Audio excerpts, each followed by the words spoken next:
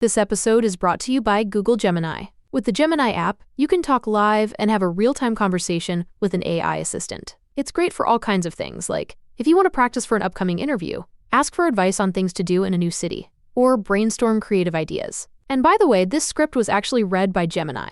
Download the Gemini app for iOS and Android today. Must be 18 plus to use Gemini Live. Looking for a pickup truck to get just about anything done? Look no further. The Chevy Silverado EV isn't just the most powerful Silverado ever, with next-level towing capability and technology. It also offers game-changing versatility with the available multi-flex midgate and tailgate, which means Silverado EV helps you carry large, bulky, and oddly shaped items up to nearly 11 feet in length. Chevrolet. Together, let's drive.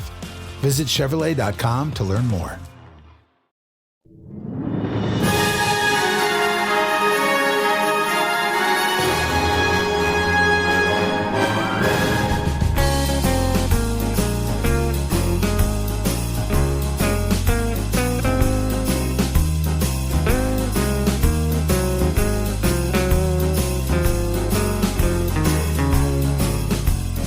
Hey, this is Mark A. Altman.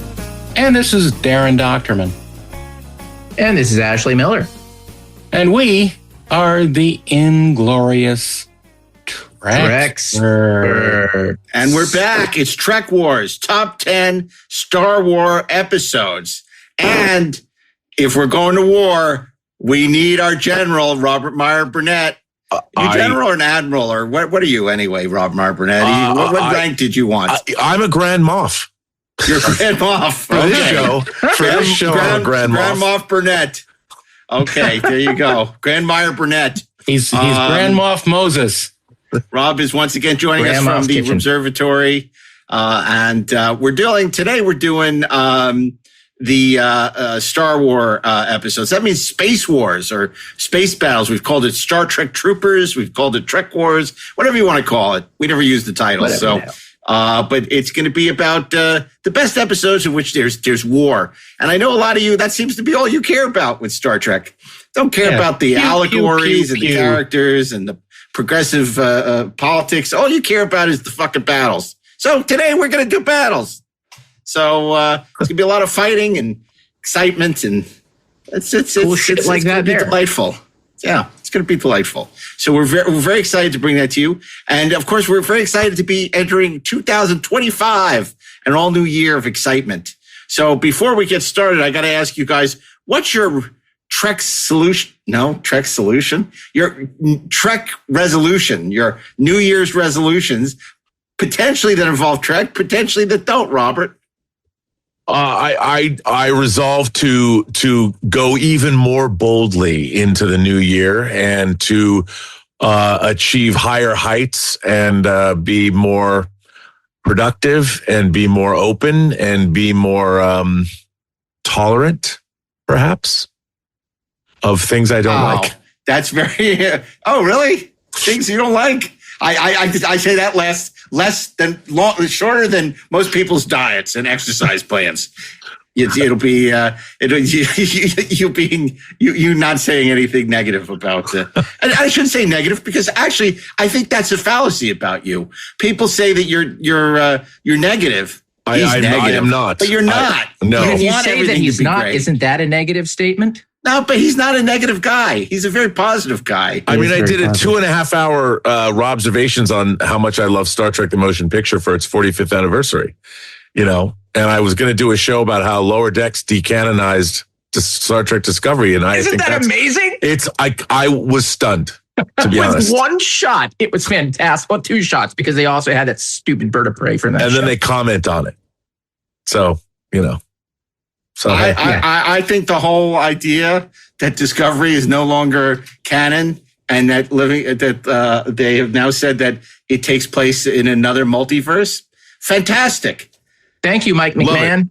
Right? It's like an Animal House when the girl goes through the window, the Playboy Playmate lands in the guy's bed. Thanks God. It's like because that way people who like Discovery enjoy it.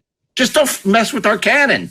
Right. It's because, people are like, oh, what do you care? It's like, we actually value canon. Part of what is so cool about Star Trek is that it is this it's like history, but it's phony history. It's a fake history, but to us, it's real. Our story needs to make sense. And these are beloved characters. And it's like, do whatever you want with your characters, but don't take characters that were created by Gene Roddenberry, Gene Kuhn, and DC Fontana, and then bastardize them. You know, and then say, oh, you know, Spock had a sister that he doesn't talk about. We don't like to talk about it. It's like, so, but you know what? If you love that, that's great. But it's another universe. And that's the universe you're watching. And in that universe, that all exists. And that's great. But it's not in the universe that we've come to know as the Prime universe. That's right. Which and now by definition means Strange New Worlds isn't canonical either. I know. People are twisting themselves in the knots to say that it's not. It's obviously not. Well, it's fine. We love canon more than Sideshow Mel. You can enjoy those shows the in their universe.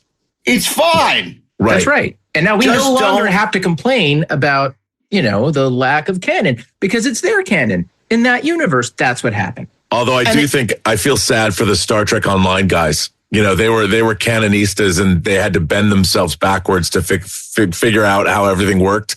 And now they're going to have to figure out how to undo everything they've done. It's okay. It's not real. It's a game. And it's kind of like our certain people who, you know, the autobiography of Spock, where all of a sudden they had to redo that to put Michael Burnham into that book, which was absurd, silly, and now they don't. I mean, now they could have. I did find it interesting that they finally said Spock's other name, and it was Mxyzptlk. Don't say that 3 times, or backwards. Yeah, but or backwards. Flip the skim. But it's great, and nobody's saying don't watch these shows or you shouldn't like these shows. Just saying it's a different universe. It's another universe. It's the Discovery verse, in which you could have called it Friend. It's fine. That's right.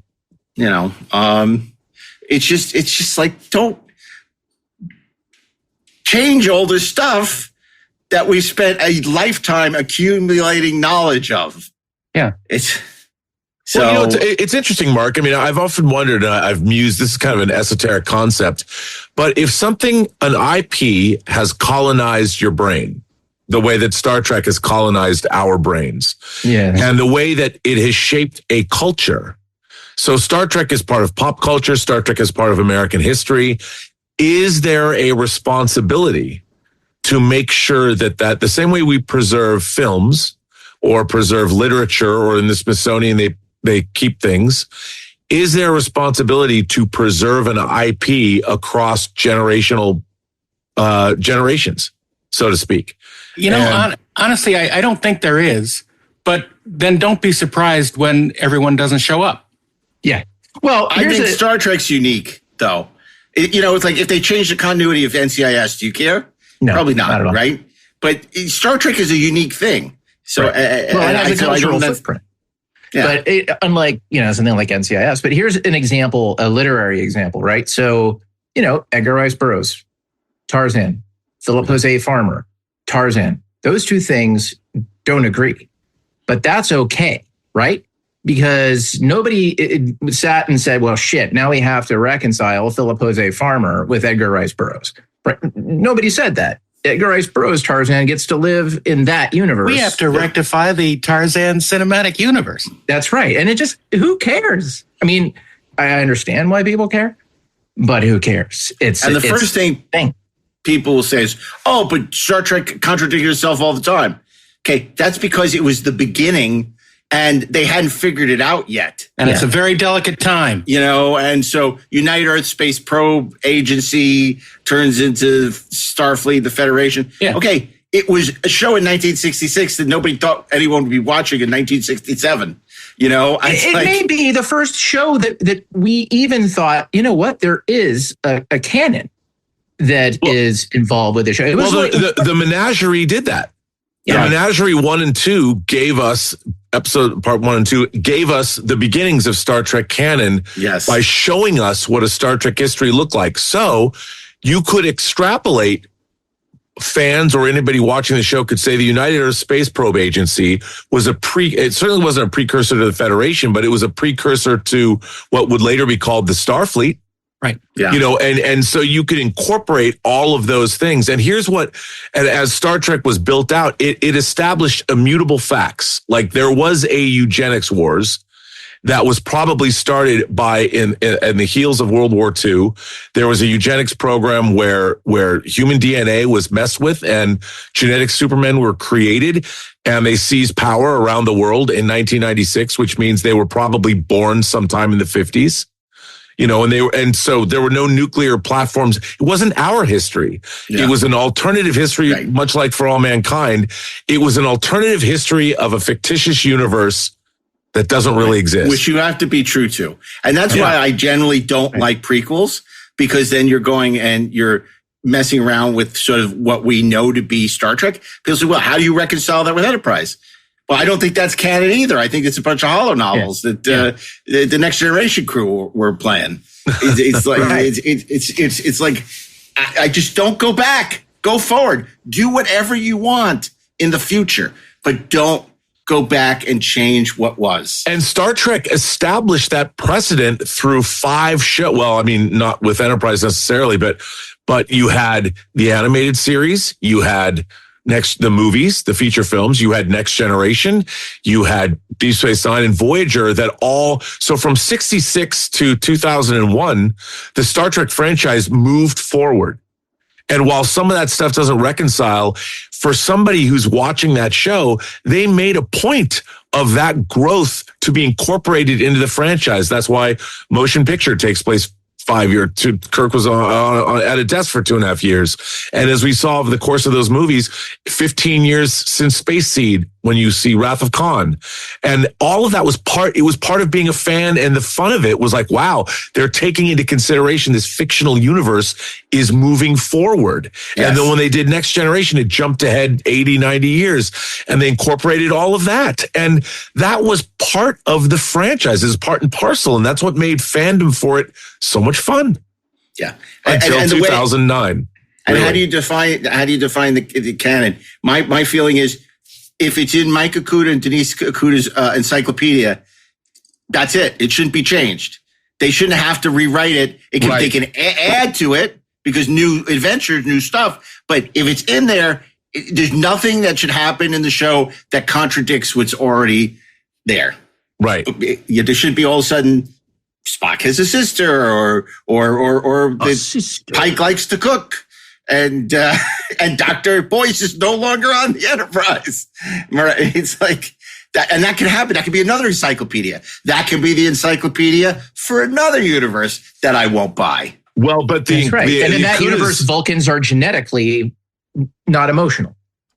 Well, yes. Right? Yes. But that was part of the fun of being a Star Trek fan. And you would think that the custodians of the IP would want to understand that part of Star Trek's appeal over the years, over the decades, was that continuity. Yeah. Yeah. That's now, people may say, oh, sorry. No, go ahead. People may say, why are we getting so upset about this? I'll tell you, the 2 things get me upset this time of year, looking back. Messing with Star Trek continuity and people not remembering what I order. I hate when people say to me, I go, to go, please. And then, this is my chicken sandwich. Okay, is that for here or to go? Well, I just said it was for here. But, okay. And then do you want cheese? Yeah, I do want cheese. Is that for here or to go?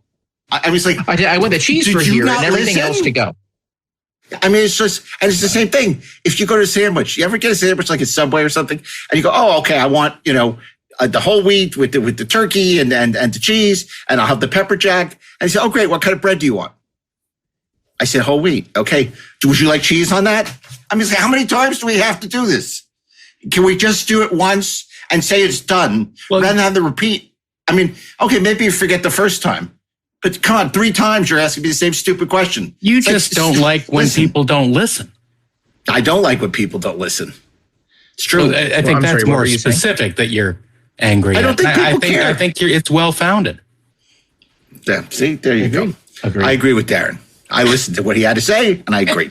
And I'm sorry we're getting so upset about this canon thing. But I'm not upset. It's just, Mike McMahon opened this door. in Lower Decks. God bless him. And I'm sure that's not what he intended, by the way. I don't think he intended to negate. I don't know. I don't know. It's like, cheeky bastards. They have opinions. But, and it's so interesting because, we can't really talk about where the show ends up because some of you may not have watched it. It's too soon to do spoilers. But it is in a way the ultimate Deep Space Nine homage as well. So, look, it's whether intentional or not, and maybe it was intentional. It's a beautiful thing. And again, we're not in any way besmirching. If you're a fan of these shows like Discovery, good. Nobody's telling you not to be. We're just saying, don't have it then. Right. We're not celebrating kick our dog, kick the original series or Next Generation by contradicting things that have already been established about in those shows. Let me reframe it in the most positive light possible. We're not celebrating the idea that Lower Decks is saying that Discovery simply didn't happen and is wishing it out of existence into the cornfield where it belongs. Sorry, I went a little too far. What we are celebrating is that Lower Decks managed to repair a glitch in the Matrix that made Star Trek with the new shows make no sense as a bit of fictional history. And now we can reconcile it all and it all makes sense. But I just want to say one thing, as with James Bond or as with any long running IP, there's always going to be people that discover things for the first time. And one of the great things about it shouldn't be the head of Amazon. Well, yeah. Oh man, you want to bring Jennifer Salke into this conversation? But no, what I was going to say, I don't want it because Ashley has to go. I want to get to the episode. No, but I just want to say that I think Star Trek speaks for itself. And one of the things that we've been seeing, especially on social media, on YouTube channels, is people that are rediscovering the magic of the original series, rediscovering the magic of the first films. I like people rediscovering the magic of Star Trek, the motion picture, quite frankly. And Star Trek stands alone and speaks for itself. So it doesn't need us to speak for it, but it still endures. Even those first season episodes, which are great, still can touch and honor. And they have a lot to say. Even today, they still resonate, even though they're from the 60s. I don't know why they wouldn't. You say it like you're surprised. Well, I'm surprised that the kids today go back. I just watched Sullivan's Travels. I just watched Sullivan's Travels with Isaac, and that is more relevant today than ever. And that was Frank Capra in the 40s. It's like, and that thing is perfect. It could be talking about Jennifer Salke. No, but I don't even get started on this James Bond thing because it's so infuriating. That's a whole nother conversation. It's like you buy MGM and you expect to have control. You don't. Everyone knows the Broccoli's control with the studio Bond, and you don't realize it. And then you find out that she's only seen the Daniel Craig Bond movies. The head of the studio hasn't even seen a Bond movie, and they have the audacity to be telling the Broccoli's what they should be doing with the character when they don't even understand the character. But this is the thing that we should be celebrating. If only there were Broccoli's for Star Trek protecting the legacy. That's right. That's Eat right. your broccoli. No, I'm sure. And look, and I'm the first to say I disagree with the Broccoli's on many things. Yes, like many things, and I don't think it should take 8 years between Bond movies anymore. It used to take 2, Mark. We got 2. It took 1. Dr. Noda from Russia Would Love the Goldfinger. Yeah, then it took 2. And then and then it became 19 years to make it. I'd like to be alive for the next Bond movie. It took 2 up until 89 and License to Kill when Kevin McClory and the Broccoli's still were fighting. Okay, this is all true, but none of this concerns the Star Trek Treksperts 10 by 10 holiday countdown. Speaking of fighting. And today, like you're fighting, we're celebrating the top 10 Trek Wars episodes ever. These are episodes that involve combat, Star Trek Troopers, war. What is it good for? In the words of the great Bruce Springsteen. Absolutely. And yes, I know it was a cover. Except he didn't good actually drama. write it, but it sounds better to say Bruce Springsteen said it. So anyway, don't get me on that. Okay, I'm still trying to make up for that Frampton Comes Alive joke from 3 weeks ago that I blew. Okay, so when we come back, we're going to count down our top 10 Trek Star Wars episodes ever. So stick around. There'll be more bitching and complaining.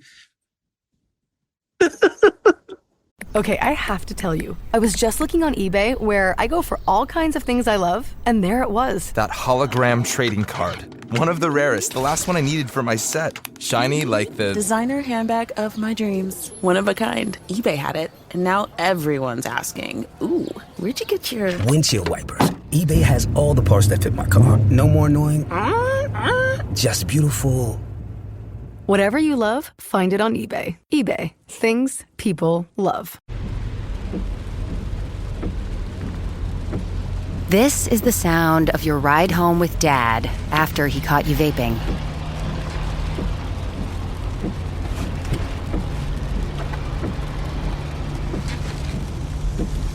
Awkward, isn't it? Most vapes contain seriously addictive levels of nicotine and disappointment. Know the real cost of vapes. Brought to you by the FDA. Future you faces some big expectations. Work out more, go to bed earlier, and most importantly, make smart money decisions. Thankfully, today you has Bank of America. One place with tools and guidance to help balance tasks from budgeting to saving. So you can just be you with big plans. Do more with a bank that asks, what would you like the power to do? Explore our tips and more at bankofamerica.com/futureyou. And we're back. We're back. We're back. We're back, baby. We're back. We're feeling a little, I think we've had a little eggnog today. A little drink of the eggnog. Only. I wish. Yeah. Oh, So yeah. we had a nice little get together last night for some of us. Yeah, man. I'm sorry I couldn't be there. No, I was actually just didn't want Ashley to feel bad. I know you had your extenuating circumstances, but it was a really nice evening. Yeah. Oh, I'm sorry to hear that, but yeah, it was a nice evening. A lot of surprise guests. Yeah. The great Alan Spencer made an appearance. How is Uncle Alan? He was great. It was great. He's So holding good to see together. him. He's doing okay. Yeah, it was good to see him. Good to see a lot of people. A lot of good people. Some Star Trek writers. Man, I really want to pick up the phone and call Mike McMahon right now and say, Mike, tell us the truth. You're not on the podcast. I'm just you and me talking. You're live. I'm not recording this live on the podcast. But so was that intentional? Was that? Come on, we know it was. We know you. Nobody flagged it at the network. Nobody flagged it. There's nobody at the network that would even know. Yeah. You just wanted to make Discovery go to the cornfield. Come on, right? They wear their opinions on their sleeve. Like there was throwaway shit. Like Moss' brother. Like I think he had like a near-death experience, and he talked about how he saw Kalis, and he's like, the real one, the one who does impressions.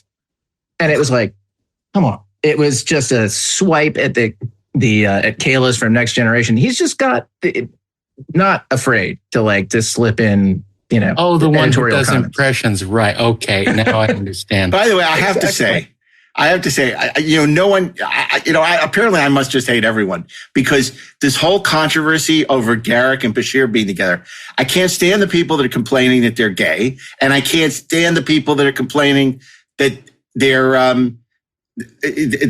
gay all along because neither of them are right. The people who are homophobes are wrong.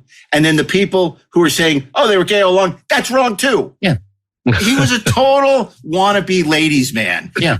Garrick was in love with Zial.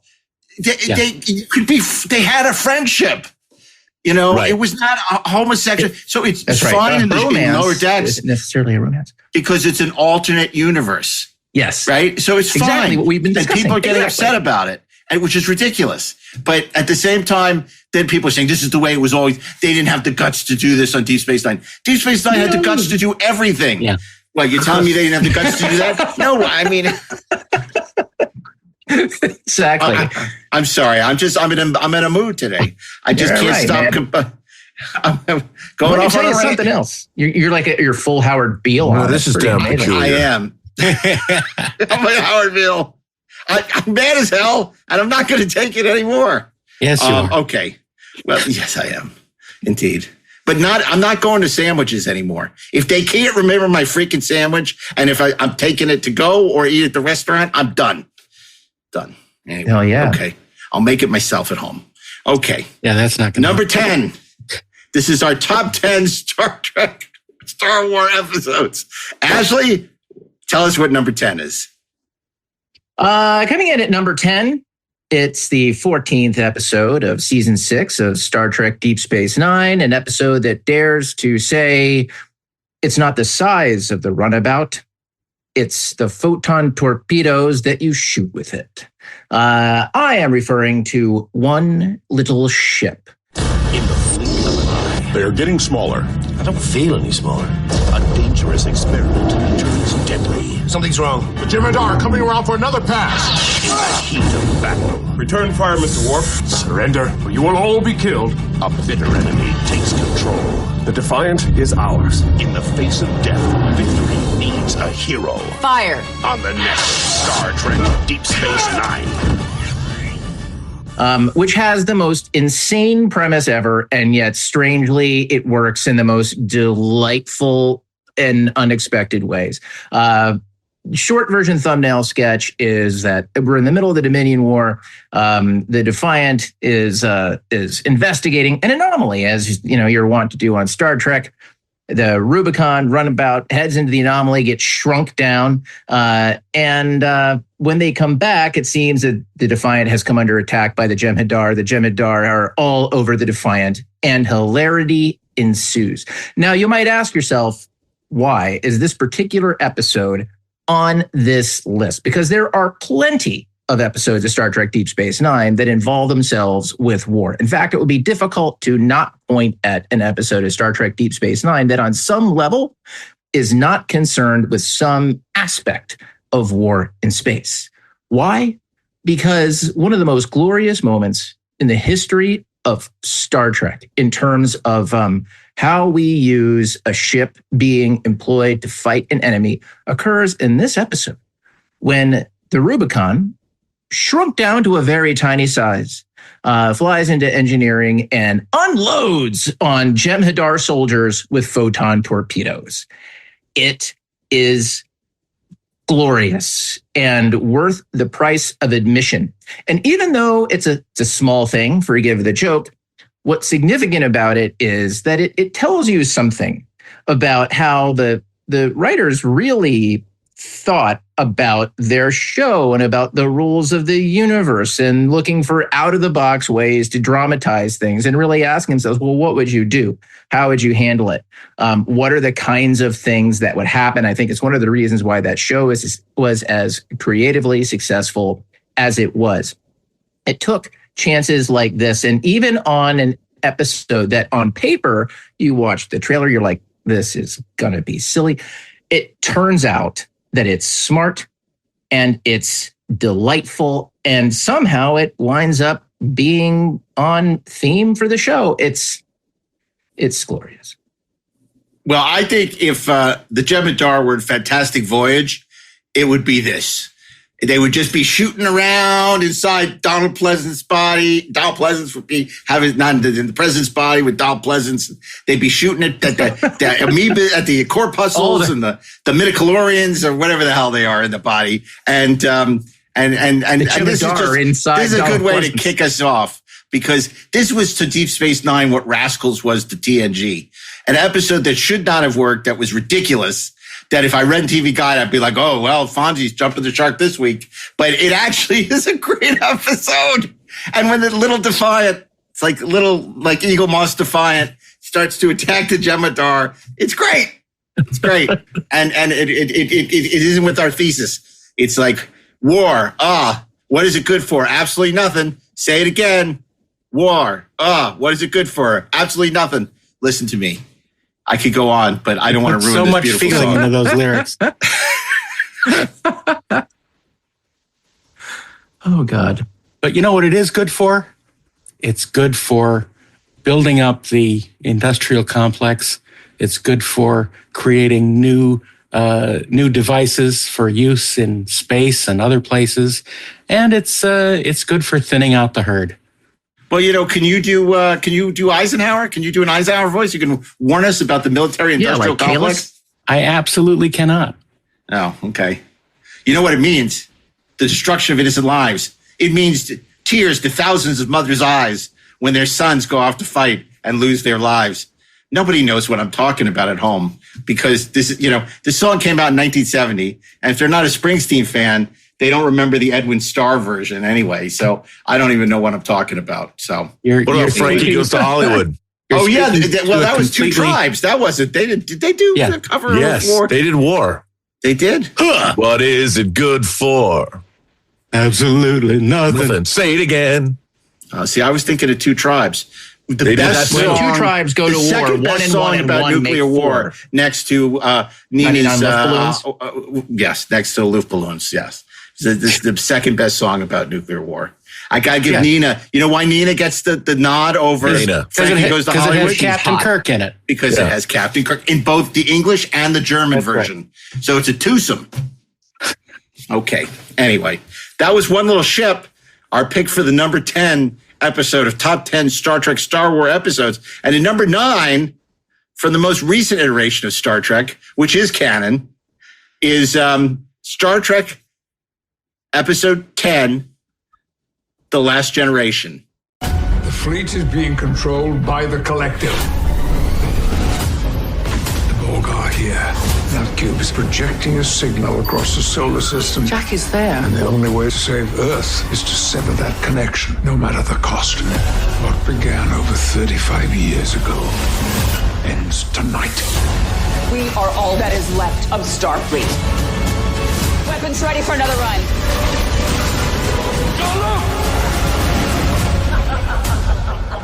Otherwise known as the Return of the Jedi episode. You mean Star Trek Picard? We know it's a little episode 10, season 3. Yeah, Picard episode 10. We know it's a little Return of the Jedi, but you know what? It's really exciting to see, Dr. Crusher piloting the Enterprise D as they attack a Borg cube and put an end finally at long last to the Borg menace. And of course, there's a terrible assault on the space dock, which is the only thing that can prevent the assimilation of Earth. It's holding the line. Hold the line. And we know how exciting that is for Darren Dochterman. I would be leading the attack against space dock. What? I would be leading the attack against space dock. You would be leading the attack on space dock. Yeah, but it's a very exciting, viscerally charged. And given the advances in visual effects, it is it's a very cool, arguably a little on the video game side, but it's a lot of fun, and it does sort of give a really nice coda to what was a wonderful 10 episodes of Star Trek. I'm sorry, go ahead. Yeah. No, please. I was going to say, so what it really did for me in terms of the Enterprise D is it gave us what I think having a next generation movie promised and never delivered, right? Which was to really see the D in all of her glory, just kind of kicking ass and taking names. And it looked freaking great. And the Borg cube was huge and it was scary. And what was happening was exciting. And it brought so many things to life in such a visceral way. And it kept the stakes centered in the right place. The way that it managed the battle around Space Dock, which, by the way, is not just Space Dock. It's freaking massive, dude. And, clearly there's precedent. Darren's rolling his eyes for those of you no, I'm just screening. It was the 110010001 sized Space Dock. Right. Supersized. The bigger one. Supersize me. The bigger one. Supersize me, except even more so. Clearly, Deep Space Nine showed us that sometimes these gigantic space stations are, in fact, incredible defensive installations, which apparently it was. But anyway, that fight, the other part of that fight with what would eventually become, spoiler alert, the Enterprise G, was also terrific, not just because it was a bunch of ships and there was space dock and there were phasers and blasting and all that other stuff. It's because we got to see future Captain 7 of 9, really just kind of taking the situation in hand and everybody being smart and being brave and feeling like they were in real jeopardy and real danger because the crew from the next generation was on the Enterprise D. What was going to happen? It was really well structured, really well depicted, and it was just an incredibly rousing end to those 10 episodes and just an incredibly satisfying space battle. You said it better than I could have, because I'm kind of torn, and I think Rob would probably agree. I kind of feel like ships should move like Spanish galleons. So in space, whether that's scientifically accurate or not, I don't care. I think that the ships should lumber around and be more like aircraft carriers. So, and this was anything but. This was, moving like, banking and like a Star Wars ship. But it's so viscerally exciting, and what you described is exactly right. That I forgive the trespasses, and I just accept that this is kind of cool. And even if it goes against sort of the way that I see Star Trek ships working, but it's great. It's really fun, and it definitely belongs on our list. I agree with what you said, but I want to go back to Encounter at Farpoint. And, Encounter at Farpoint changed the way, and we're going to talk about sea battle-esque space battles in a few minutes. But in Encounter at Farpoint, when the Enterprise when the saucer separation occurs, and you see the saucer peel away from the drive section, the way ships moved in the Star Wars manner sort of changed Star Trek space battles forever. And you could see these large capital ships moving much quicker, for better or for worse. But in space, they could. I mean, you really could, with the kind of computer technology and the way these computers could run such battles. I'll buy into it. It's not as visually striking, but I'll give it a pass. I'll give it a pass. But it's good. It's good that, Ashley lets us know that, like Garrick and Bashir, he loves the D. I love the D, especially when it's so big and glorious and it moves so fast. Wait, what? Oh, no. Damn it. When you talk about, Rob, the battle bridge sailing away, it makes me think, did you watch that Yacht Rock documentary on HBO? I did. Yes. I did. And I hated that music. I hated that music when I was growing up. But now I love that documentary. It made me go back and listen to Christopher Cross and Michael McDonald. I hated all that shit. And I was like, this is so great. And I love that documentary. Sailing takes me away to where I've heard it could be. You should edit a music video for the next creation convention and put it in a competition. I believe that's your job. Yeah, I was just going to say, Rob, you've been drafted. They drafted me. They drafted me. The Yacht Rock. I mean, sure. Because we know people who could probably get you to the convention if you want. Really? To go. Yeah, we know people. I know people. So, but you should, because you know what? We're no one's ever going to want us anywhere near Star Trek after this episode. So what the hell? You mean the captain's Yacht Rock? Yeah, the captain's Yacht Rock. Oh my God! No, they just play Cole Porter and Blue Skies on that one. But no, why is that documentary? Oh my God! The best thing is when he gets a hold of Donald Fagen at the end. Right. Did you make it to the end? And Donald Fagen tells him to fuck off. It's so great. It's like, I'm calling from that documentary. What documentary is that? The documentary I'm making. What's it about? Yacht Rock. Fuck off. Boom. Oh, it's such a perfect description of what that music is, isn't it? Oh, yeah. But I got to say, as a kid who grew up listening to 70s album-oriented rock, I like all that stuff. It was AM radio, staples of AM radio. And I mean, look, did I love Christopher Cross? Well, the theme from Arthur's a banger. Yeah. Did you watch it, Ashley? I haven't watched that documentary. I just like it. It's really good. It's really fun. And, everyone's so likable in it. You feel bad. When Christopher Cross said, he was the biggest thing going. He won all these Grammys. He was huge.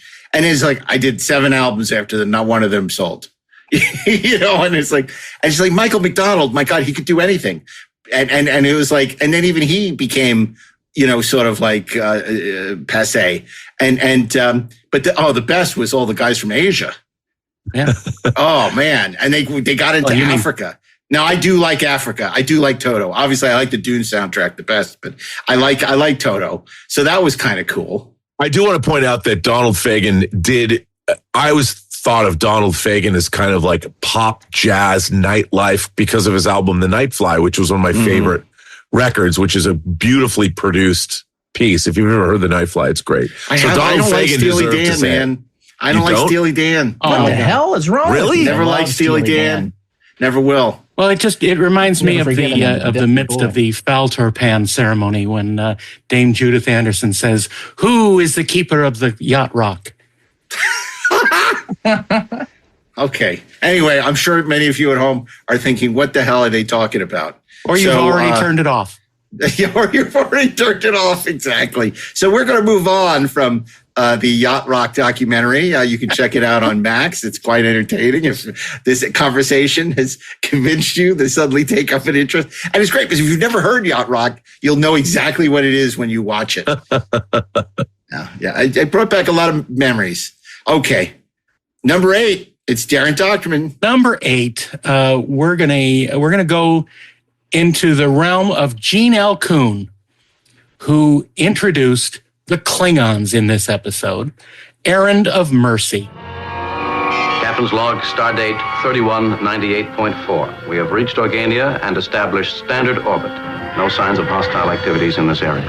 Thank you for your altruistic offer, Captain. We offer you protection. We assure you that we are in absolutely no danger. Out of the way, Organian. Should one Klingon soldier be killed, 1,000 Organians will die. What are the odds now? Less than 7,000 to 1, Captain.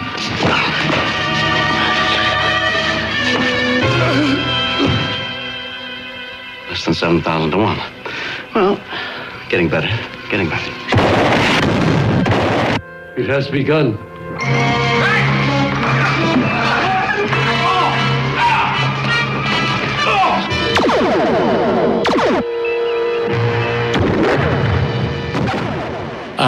It puts us right in the middle of a siege. The big part of the Klingon Empire takes over this little planet called Organia, which for some reason has importance. I don't know how. Can you set up a giant gun on it? I don't know. It's position. No, it's position where it is. Well, planets are always moving, so how could it always have a positional it's achievement? strategic. Anyway, it's like the planet's along the neutral zone. Yes. But it's near the Klingon border. It's near the Klingon border. And apparently has a race that we know nothing about. Yet we're going to go there and we're going to try and get a deal with them to tell them of the dangers of the Klingon Empire. And so we do.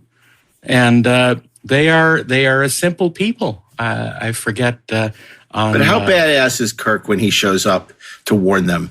Him and Spock. Well, he's amazing. I mean, and he completely shows us how Star Trek IV would never have happened that way. He can operate in unknown situations pretty damn well. I'm not a diplomat. I'm a military man, but no, he goes in as Baroner, who is a leading citizen. Barona, yes. And he is a badass, a ram among the sheep. He has the knack.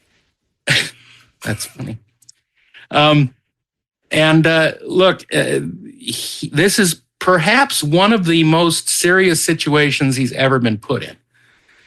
He is captured by Kur, the leader of the Klingon hordes that have just taken over the planet. You say it so well. You say it the right way. I can't get that rolling O the way you do it. Kur. It's like I just like core.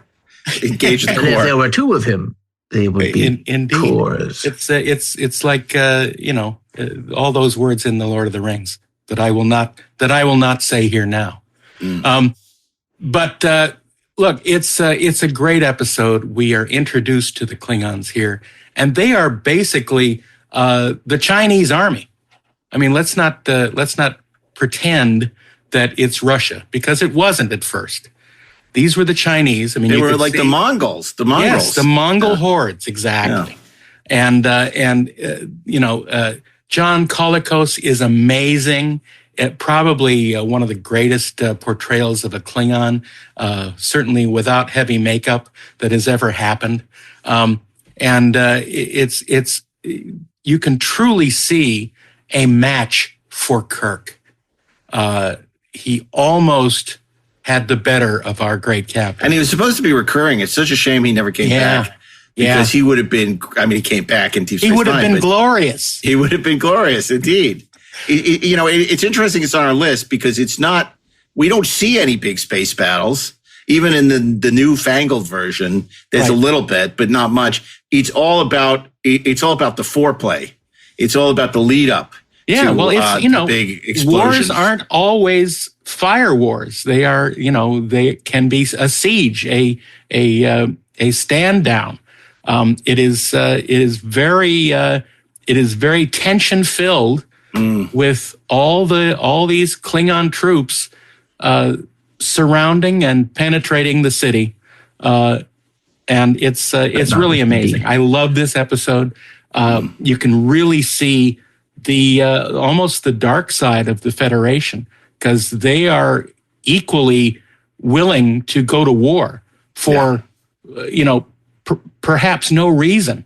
They're just ready to go.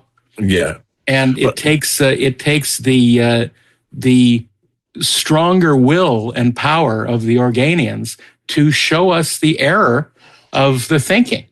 So it's to show us the way. Yeah, to show us. I want you to show me the way. This episode is going to get bumped off all the platforms because it's going to be flagged for using music. Not with our bad singing. I have to say that I think one of the things that's really almost as important about this episode is it shows that our foes, the Klingons, are just as capable as we are. Yes. And in Kor's in the character of Kor, you see somebody that immediately Kor and Kirk respect one another. It's kind of the flip side of the Romulan commander who says in another life, I could have called you friend. Right. Well, now we're actually seeing what it would be like because even though they're on opposite sides, Kirk and Kor, they know each other. Yeah. They wolf understand. and the sheepdog. How's your mom, Kor? She's pretty good. Yeah, it's like Pat and Rommel. I read your book, Rommel. Yeah. He respected him, but he didn't like him. And it was the same thing with Kor and Kirk. I think Kor really liked Kirk. Yeah, I think they would have sat on a porch and had beers and shit. Yeah, I mean, I because he even looks at Kirk when he realizes, okay, we're not going to get anywhere today. But his final line when he looks at Kirk, we're not going to fight. But you know what? It would have been glorious. And he knows, he understands. And I do think you're right. I mean, it's a real shame that we never had him come back. They could have brought him back for a movie. Yeah, that would have been great. And Kirk and Spock, sort of on their one-man wrecking crew, is just so awesome. Kirk knows he's going to die, but he's going to do whatever he can, to do whatever damage he can while he still can. Yeah. And it's so great that, what are the odds now? And it's just that whole runner with the odds. It's long before C-3PO and Han Solo. It's so great. And the Culver City backlot works so beautifully for Organia. It's nice to see all that location work. And then, of course, the council chambers are back at Paramount, which also looks great. I mean, it's a terrific episode. And even though you don't see these massive fleets getting ready to battle, you feel it. It doesn't feel small. Yeah. Right. And extremely creative use of Mini R7's props. And, the really interesting thing is this is this huge event that occurred in Star Trek history. There's this amazingly powerful race that shut down the fleets of these two major powers across the galaxy. And there were no Husnak there, by the way. But we don't see an Organian again until like 1980 when Rafe Needleman writes the Star Trek trivia. Yeah. How marked can their that triumphant be? return. Yeah. I still need proof of his Organian heritage, really. I want to see him turn into a bright light in front of me. I don't know that That's you do. what I want to see. I think you would fall down in religious panic. And, it wouldn't be panic. It would be relief. Was yourself? Is that what you're saying? No. But the other thing that's worth noting, what a great cast. I mean, the guest cast. I mean, John Kalikos is great, but John Abbott, played Airborne. Yeah. He was great. Also, Peter Bracco. Remember, it's like, oh, I feel people coming into the Citadel, and they bring violence. He's great. I mean, Joe DaCosta. They all are. The Table of Old Men is always great. It was just like he was the man. We are the modern Table of Old Men. Why do you say that? It's nobody old here. You know, when we're old, when we're in our 70s or 80s. I'm sick of the old shit. I'm definitely not old. You know, I'm young at heart. I'm young as hell. You are young at heart. I'm an eternal man child. What can I say? I'm not But afraid. You know what else? Look what's behind him, for God's sake. I love the fact that they have like a telepath on there. Yeah. You know, there's a telepath on who doesn't say anything, and everyone knows what he's saying. And it was a subtle thing. I mean, they show it happening, but I love the fact that they allude to the fact that these are more powerful than your normal human beings. Right. Mm-hmm. Which I was like, even as a kid, I'm like, oh, he's a telepath. What's going on with these guys? There's something spooky going on. By the way, somebody was asking why the password yesterday for the dinner was Fidelis. And I said, well, that's not the password. Yeah. Fidelis is not the password. Fidelio was the password. Fidelio. Okay, so Fidelio. So Fidelio. Fidelio. So that was the password to your Eyes Wide Shut party, your Eyes Wide Shut birthday party. Well, it's the password to the password to the Eyes Wide Shut. The Eyes Wide Shut, which boy is really getting reassessed in a very wrong way lately. Yeah, it's true. I won't get into it, but it's like the rumors that they killed him. Everything. Eyes Wide Shut is based on a book, people. Yeah. It's based on a novel. And if you're going to analyze what Eyes Wide Shut means and you don't mention the book it's based on, come on now. I think that people are watching it for Christmas and they're trying to give it a Christmas kind Eyes Wide Shut is a Christmas movie. It takes place at Christmas. But everybody comes down the chimney.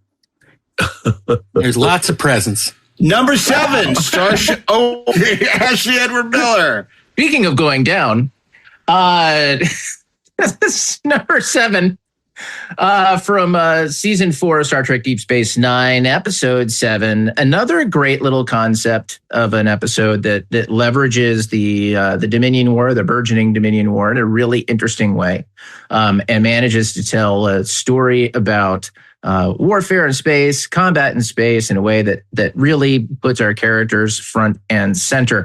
I am referring to Starship Down. The first strike. Hull breach on deck 2 is the deadliest. The Jem'Hadar are changing course. Return fire! The last roll. He's got a concussion. Is fading fast. This can't happen. You can't die. Now, the one chance for survival. I only need one shot. May not be enough. I don't think there's anybody left alive up there. On the next Star Trek Deep Space Nine. Look, Starship Down is basically a submarine movie, right? The Defiant, the Jem'Hadar get into a dust up. The Defiant gets damaged and takes refuge inside of a gas giant, as you do. And now it's basically a game of cat and mouse, as the Defiant is hunted by the Jem'Hadar and the crew struggles to put things back together and simply survive. The standouts of this episode, it's not just that they really did a great job of creating the tension of the situation, of really capturing the feel of a great submarine movie, like The Enemy Below or Run Silent, Run Deep, but that they made the things about the characters in the world of Deep Space Nine important, and the uniqueness of these things, they brought them to bear in a really emotional way, whether it was Bashir and Dax basically huddled together, trying to survive after a hull breach, worried that they're going to freeze to death because there's no help coming, or Cisco and Dax and Bashir having just a great line about how once upon a time he would have, he basically would have killed to have the opportunity to hold Jadzia in his arms, and it's just kind of it's a great little moment about these two people and kind of how far their relationship has come. More importantly is the moment that occurs between Major Kira and Captain Cisco, who Cisco is injured in the attack, and Kira is trying to keep him with them And she does it by telling him fairy tales, right? Which about, the emissary and about, from Bajoran history. And she opens up to him in a way that I thought was incredibly interesting, where she basically tells him, look, I've had such reverence for you as the emissary, which was in itself a revelation, but interesting, that I never allowed myself to be your friend. And it marks a turning point, I think, in their relationship. It becomes a place for them to grow from. Because finally, he can articulate this very important religious theme in the series, which is that the Bajorans should look at Sisko as though the emissary is this messianic, important religious figure to them. And Major Kira giving voice to that is just, it's huge. It's understated, but it's huge. But it's not just this intellectual statement of how the Bajorans look at Benjamin Sisko. It's an emotional statement from somebody who says, I might lose you, and that affects me on one level as a Bajoran for cultural reasons. But really, the biggest issue is it's making me reassess our entire relationship and realize that I never reached out to you and I've never treated you fully as a human being. And it's beautiful. And again, the action's exciting. It's really well directed. It's really well written as usual. It feels silly even saying that about Deep Space Nine, because 99% of the time that's true, unless it's Move Along Home. That's why it made our list. That sounds reasonable to me. I like that episode very much. Me too.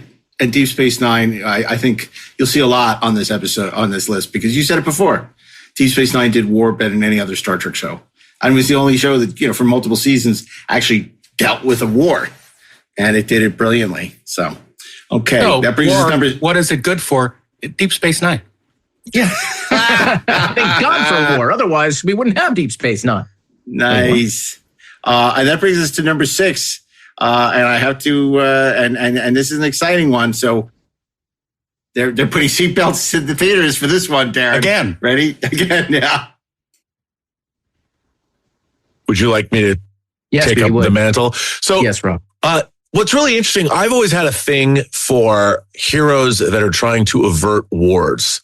As far as movies go, I'm always interested in the heroes that have to stave off forces that are bigger than them to prevent a massive conflict from occurring.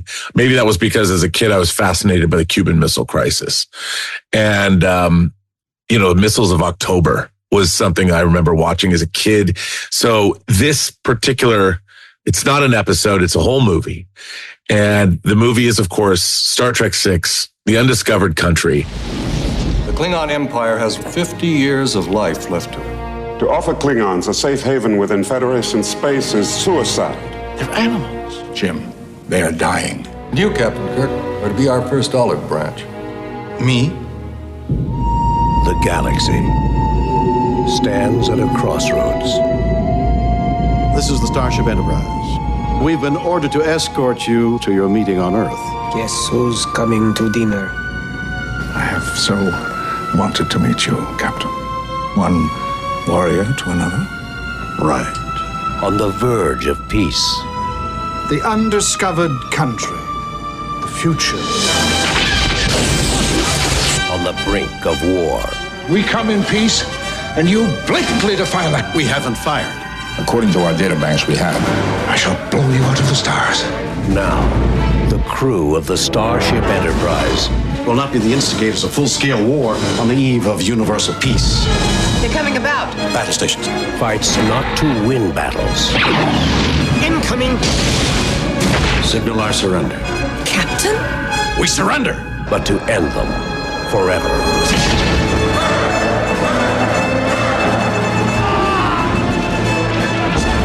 We would consider any attempt to rescue them an act of war. There will never be a better time. This is Captain Sulu, USS Excelsior. We stand ready to assist you. This is fun. You do prefer it this way, as it was meant to be. Warrior to warrior. She cannot take much more of this. Cry havoc! Kill!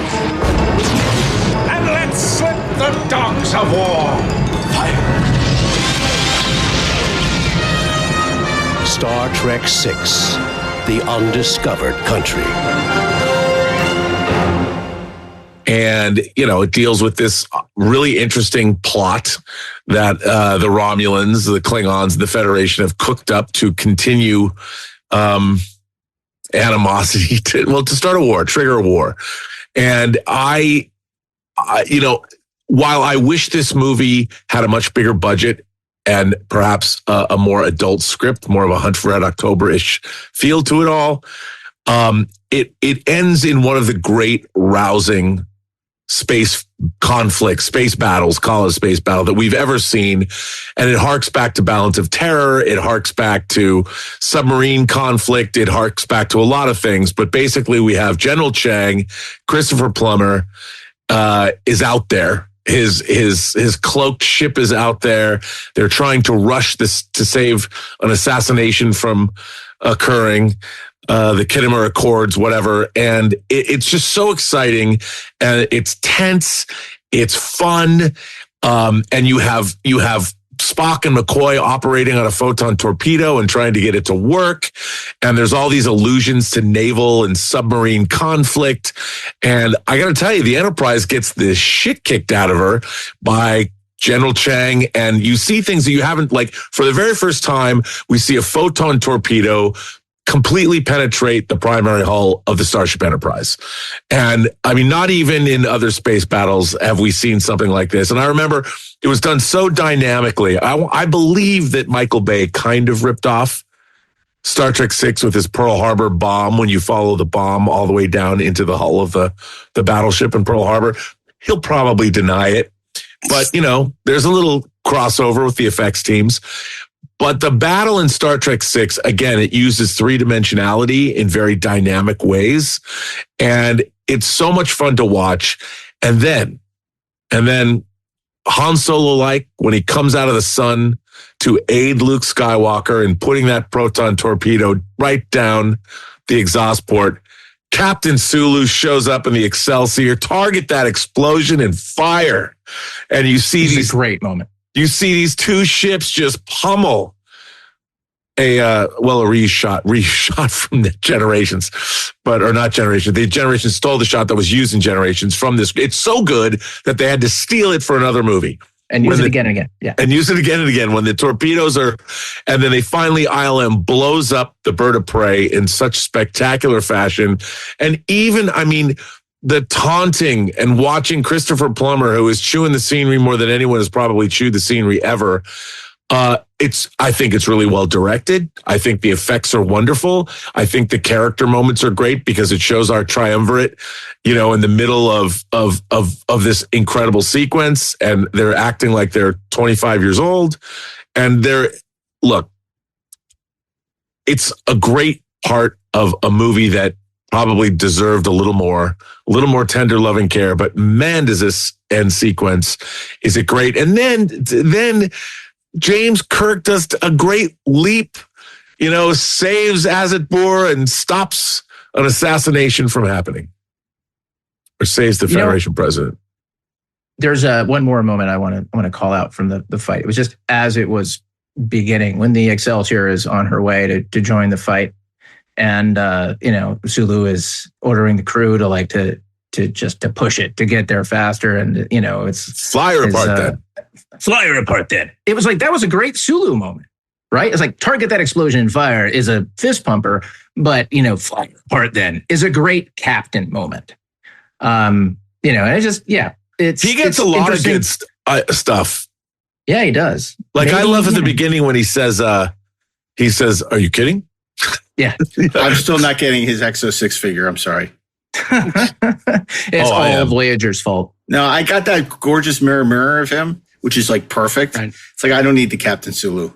My captain's collection would be Kirk, Picard, Sisko. And when they come out with the Cage Jeffrey Hunter, then I'll. And another Kirk.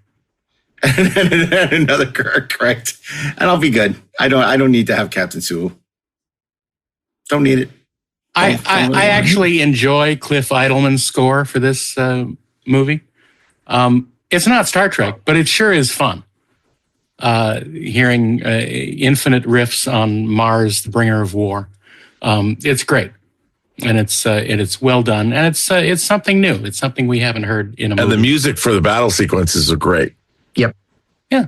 It's great. Look, I think the reason Star Trek 6 is on here, it's not, we've talked about this ad nauseum. Flawed movie, yes. Some of us really like it. Some of us don't. Trying to be very positive, but Mark. This was this was a staple of my Laserdisc era movies. That last 10 minutes, I must have watched, I don't know how many times. I love it. Because that is some great editing. It's great music, great performance.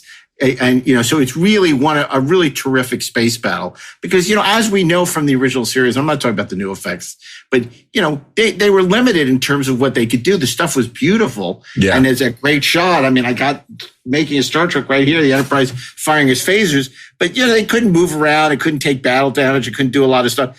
Star Trek 6 really did it beautifully. So when we're talking about Star Wars, Space War episodes, even the cloaked Klingon ship underneath the Enterprise that attacks Kronos 1. So there's some really great space war stuff in this. Yeah. More so than you find in a lot of the movies that we would be talking about. And it's really executed well by ILM.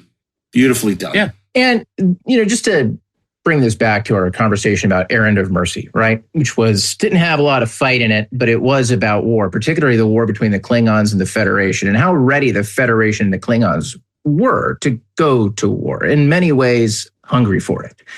And in Star Trek 6, it's about the same thing. It's like, it's the bookend of that, except in this case, it's not the Organians who have to prevent us from engaging in fucking Armageddon with the Klingons. It's us, all of us together. It's the Klingons. It's, it's the Federation. It's like, Sulu. It's Sulu. Exactly. Everybody has to do it on their own. There is no cosmic force reaching down and saying, don't fight.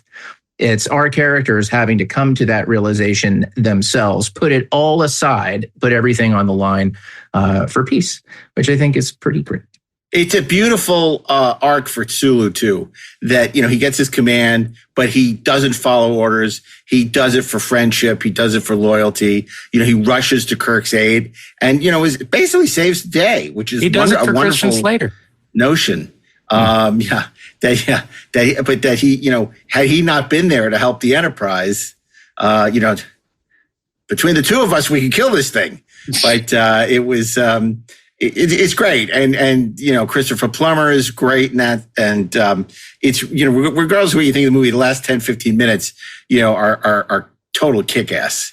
It's a great montage. I think it would have been the height of irony if Sulu had come to rescue the Enterprise and he in turn is destroyed with the Excelsior. I think that would have been he had to sacrifice perfect. the Excelsior to save the Enterprise. Well, you got what you wanted. How does it taste? They're busting me down to commander and I'll be back on the Enterprise. Because my ship is gone. Yeah. My ship is gone. I've been fired. But it's great. And that's one of the things I think, Rob, you were saying that the movies could do that the show couldn't. And this is a great example of a movie doing space battles and all that fun stuff, so well. But it's not just, it's within the midst of a political thriller. I love that there's a conspiracy and I love that there's a summit, a peace summit or everything about it. It feels very, very, Cold War to me as it's supposed to. And I just enjoy it. It's this total 7 days in May kind of thing. And then all of a sudden it becomes, action packed, a ton of action, which is, everybody racing to stop this assassination, which is sort of Manchurian Candidate. Mm-hmm. And I love that mashed potatoes don't disintegrate in a phaser beam. Well, you get the mashed potatoes. Because Richard Dreyfuss made them. He has a special formula, special alien formula. This means something. Okay, that was Star Trek 6 at number 6. Undiscovered. The Undiscovered Country. Oh my God. Somebody sent me a script, as people often do. And they said, oh, look at this. This is from 1981, The Undiscovered Country. Nobody's ever seen this script. It's unbelievable. Yes, I can't believe you got to tell me more about it. I had no idea what this is. I said, it's Star Trek 2. That was Nick Meyer's original title for Star Trek 2. But nobody was going to use that dopey title back in 1982 they said, no, we're not calling it. You used the dopey title Country. In 1989. It would have made about 12 cents. They weren't wrong, by the way. The studio wasn't wrong. Yeah. It's only by Star Trek 6 that he was able to get his way. And, by then it's like, okay, it's Star Trek 6. So it doesn't matter what you call it. The Search for More Money. The Last Gasp. It's epilogue, coda. It's fine. Nobody cares. So then he could get away with it. But, so no, it's just Star Trek 2 before they changed it to The Vengeance of Khan, before they changed it to The Wrath of Khan, before they changed it to Star Trek: The Wrath of Khan. Star Trek: Okay. Anyway, now that brings us to number 5, and Darren Dochterman is back. Tell us what it is. Number 5 is not alive, but it is sentient. If you're going to have a war, you better practice. And you better practice over and over again. And one of the ways you do that is through war games. And in order to protect humanity in instances like this, you're going to need an AI to take over and to manage the things that make space dangerous for human beings. And in order to do that, they bring in the great computer expert who invented all the computers on the Enterprise. The Daystrom M. What are the computers? They are the M2 computers on the Enterprise.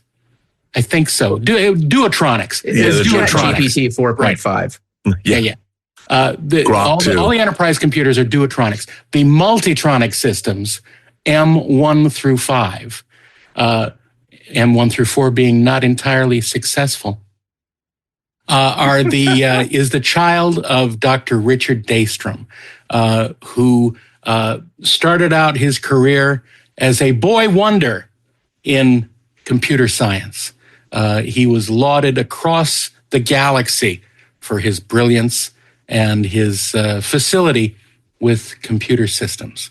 And the M5 Multitronic unit that he has just perfected is being installed on the Enterprise to take over all the Enterprise's functions in this little bout of war games between it and 3 other starships. Captain's log, stardate 4731.3. The M5 Multitronic unit has taken over total control of the Enterprise. I can't run a starship with 20 crewmen. The M5 can. That thing murdered one of my crewmen, and now you tell me you can't turn it off?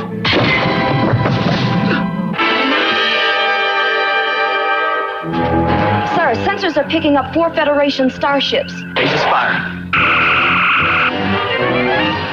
Hit on the Lexington. We're firing again, sir. The Excalibur, a direct hit. The Hood and Potemkin are moving off. Bases firing, Captain. Lexington, hit again. There's your murder charge. Deliberate, calculated. That thing is killing men and women. 4 starships, 1,600 men and women. It misunderstood. I believe the only way to stop the Enterprise is to destroy her. Request permission to proceed. Anyone know which other starships they were? Yes. Yes. Can I go? Ralph Needleman's quiz show. The Excalibur. Yes. The Lexington. Yes. And the Excalibur, the Lexington, and the it wasn't the Ticonderoga. It was the Rob, help me out here. The Hood, the Potemkin. Yes. Woohoo! Because the Potemkin wasn't really there. What? The Potemkin wasn't really there. It was it was in Russia. It was the battleship Potemkin. Right. It came down. It wasn't really functional or operative. It's when the ultimate computer goes rolling down the stairs in the baby carriage, that's fucking amazing. You know, I got a problem with this episode. Chekhov is like getting off on the ships being destroyed. It's like every time the M5 destroys ship, he's like leaning forward. He's like, it's like, he's digging it. The Potemkin, the Lexington, 100 people are dead. He just like, he seems to really like be enjoying it. Like the way he's watched the next time he's you going to watch get the high score is the deal. He's like, yeah, he's just like, there's no remorse. There's nothing he's very subscribed to the fate of the Potemkin because it's staffed with all Russians. But he doesn't feel bad about it. He's like, they're moving off. It's like, okay, yeah, they're moving off. That's probably a good idea. Move off. Oh, we're moving on off. You know, I love this. The thing about this episode was, you know, and I'm going to talk to you people who watched it for the first time in syndication, or maybe before, maybe you watched it for first run. This was the first time we saw like a fleet. Remember with the optical printer, you could see the 4 ships? Yeah. This was the coolest thing ever. Like there are 4 starships bearing down on the Enterprise. This was our Star Wars. This was crazy. This was epic. It was like 4 ships attacking poor Enterprise. And it was like, it was magical. It's like that episode is so great. And I can't even give Kuhn credit because of course this was a John Meredith Lucas episode and it's so relevant to today. But I know Dorothy Fontana. What? Also Dorothy Fontana. Yeah. And also Dorothy Fontana. John Meredith Lucas directed it though. Right. And, which is so interesting. And, that this was an episode. Yes, it was about people being put out of work by automation, but now this is what's so great about Star Trek. Now it's a metaphor for AI replacing people. Right. Oh yeah. And the dangers of AI. So the allegory has like changed in the 50 years since this episode. It's about something completely different and just as relevant.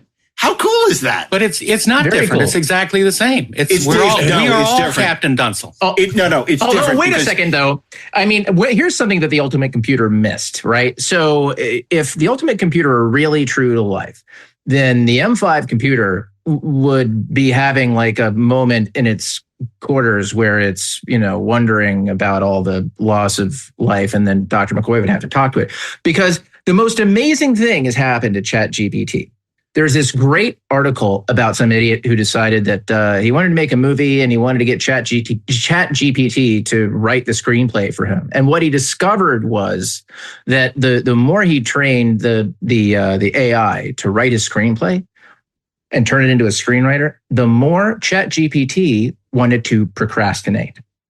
The next thing you know, ChatGPT is going to fire its agents, go on strike, and then wonder why, the studios are hiring humans to do its job. Yeah.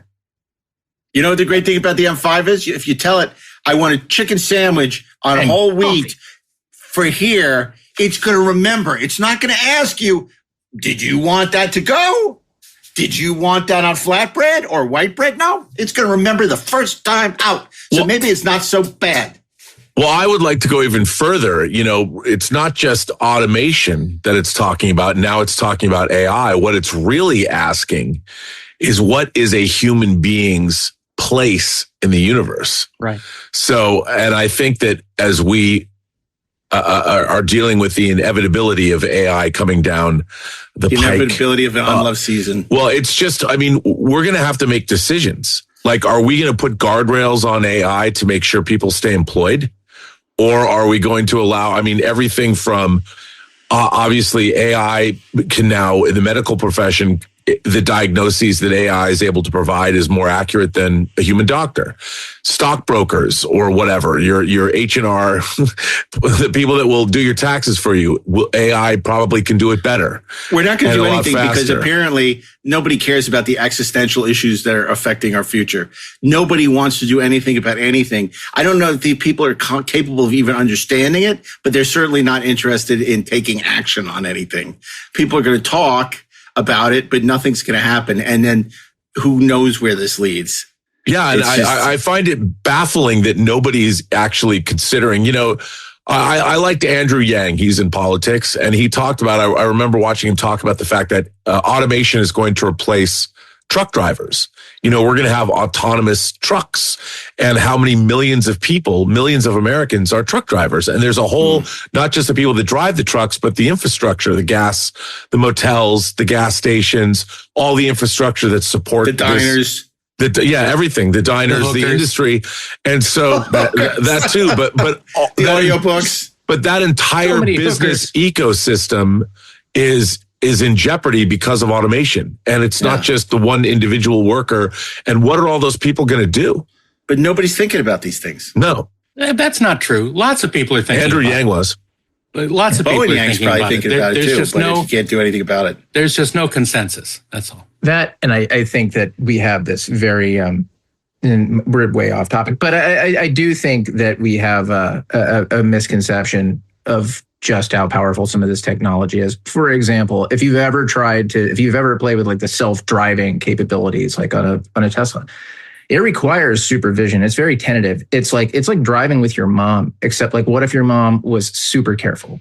Yeah, but those Waymo cars don't have drivers. They seem to work. Chat GPT, stuff like that. It's like it hallucinates. It comes up with things that are wrong that it simply invents. I wouldn't let an AI like do a diagnosis of what was wrong with me without a doctor getting to it.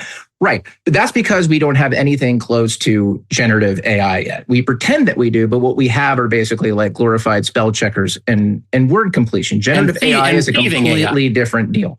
Yeah, but whether this becomes an issue in 5 years or 10 years or 15 years, it will eventually at some point become it's going to be an issue. Yes, for sure. But right now, the main issue is that self-driving cars will not work until every car is a self-driving car, because it can't predict unpredictable human beings. That's the main problem. And as soon as we get humans out of the equation, and isn't that the lesson of the ultimate computer?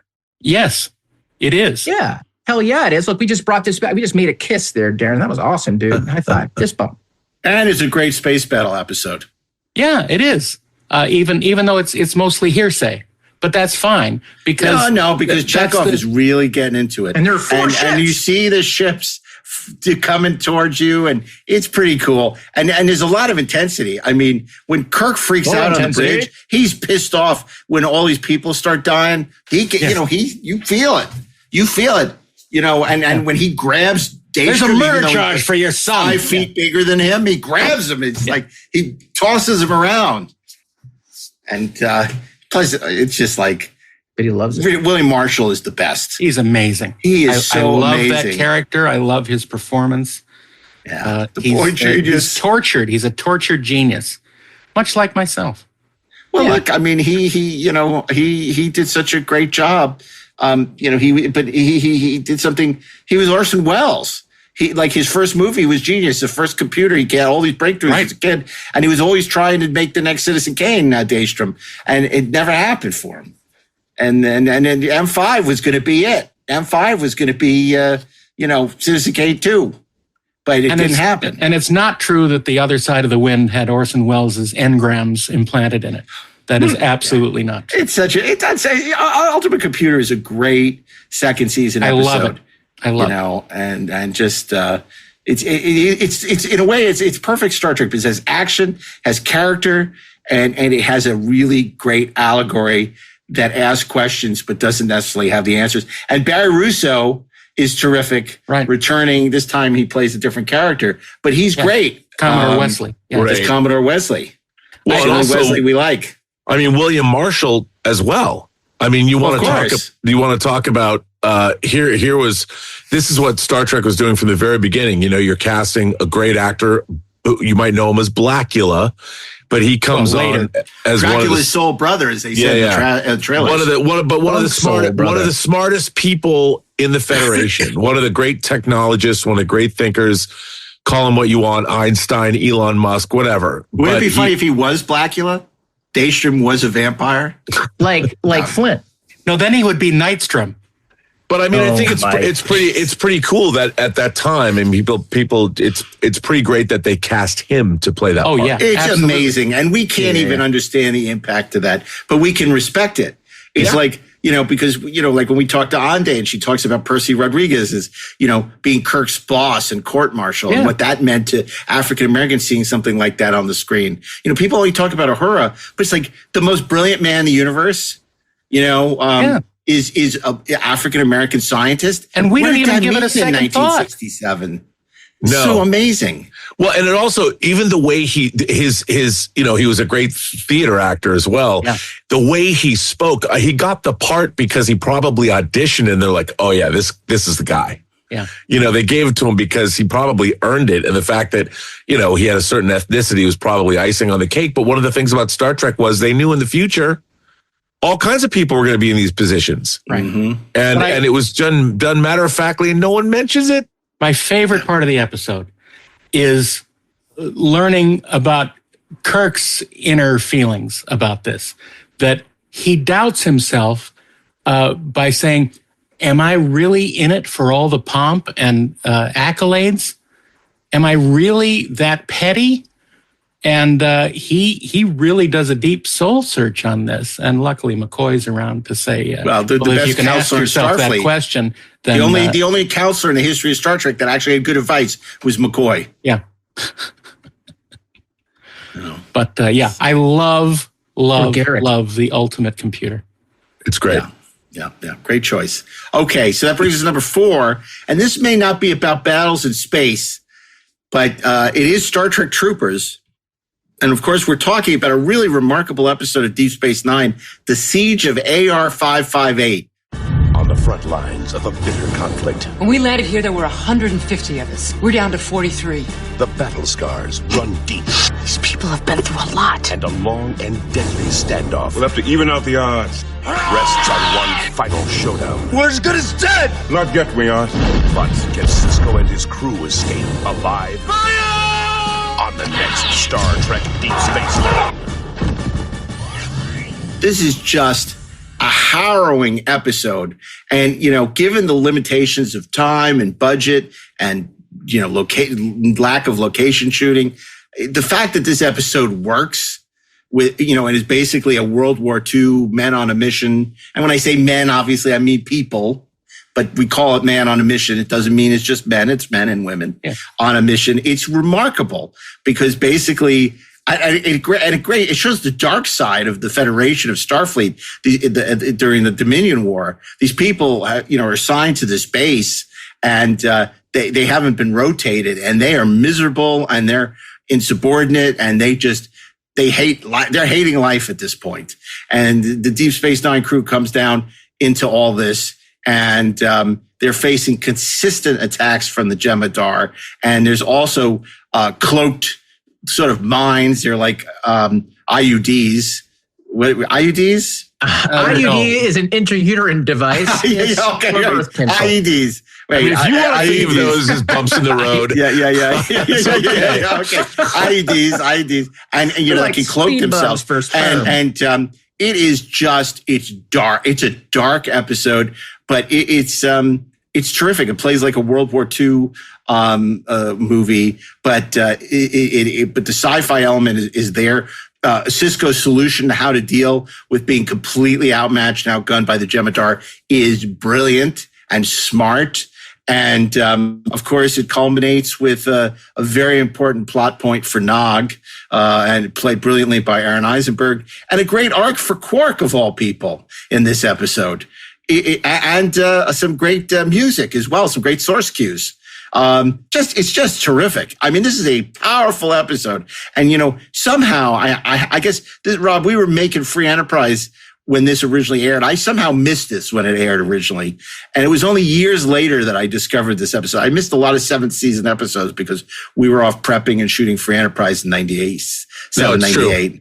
And when I finally discovered this, I realized this is one of the best episodes of Star Trek ever. And it is a fantastic, when you look at Star War episodes, because it's not just the enjoyment of a battle. It actually captures, there's a Private Ryan thing where it's like you feel guilty for being sort of excited about it because it's harrowing. No, absolutely. And also, it's interesting that around that same time, like you talk about Saving Private Ryan, but again, they really did a great job at bringing up all the different kinds of World War II movie tropes that we'd seen in media over the years. And they did a great job of touching on those things. And it's like, I remember in Apocalypse Now, when they go up to the Dolung Bridge, and it's like, who's in charge here? Martin Sheen says, who's in charge here? Yeah. And the guy looks at him and goes, ain't you? Yeah. It really was very evocative of that. And, Deep Space Nine, when they chose to go down that road, the Dominion War, they knew what they were getting into, and they knew they had to step up, and they really did on so many different ways. And Bill Mummy is good in it. Yeah. And there's a lot of, who else is there from Breaking Bad? Raymond Cruz is in it too. And he's always good, and he's really good. And it's like great casting, and it's dark. I mean, if you don't like Star Trek dark, I mean, this is what people say, oh, Deep Space Nine is just too dark. It's super dark, but at the end of you need darkness before the dawn. And, it is wonderfully done, and very few shows could pull this off. The only other show I think that could pull something off of all things was Space Above and Beyond, which was also able to do these kind of World War II type sci-fi stories. Right. But Deep Space Nine did it just as well. But there are not a lot of shows that could pull this off. Obviously, Starship Troopers does in the service of its brilliant sort of satire of fascism. But really terrific episode, a great war episode for Star Trek, which just fires on all cylinders. Yeah. Okay, that was the Siege of AR-558. We're getting down to it, our top three. And to reveal our number 3 pick, we once again turn our eyes to you, Dr. DAREN Doctorman. I'm not a doctor, but I play one on the podcast. I just play one on the podcast. In the grand tradition of submarine movies, we have Star Trek's take on the enemy below with Balance of Terror. Captain's log, stardate 1710.0. The Starship Enterprise is under heavy attack by an enemy vessel. Obviously, their weaponry is superior to ours, and they have a practical invisibility screen. Helm, hard over. Phasers, fire, point blank.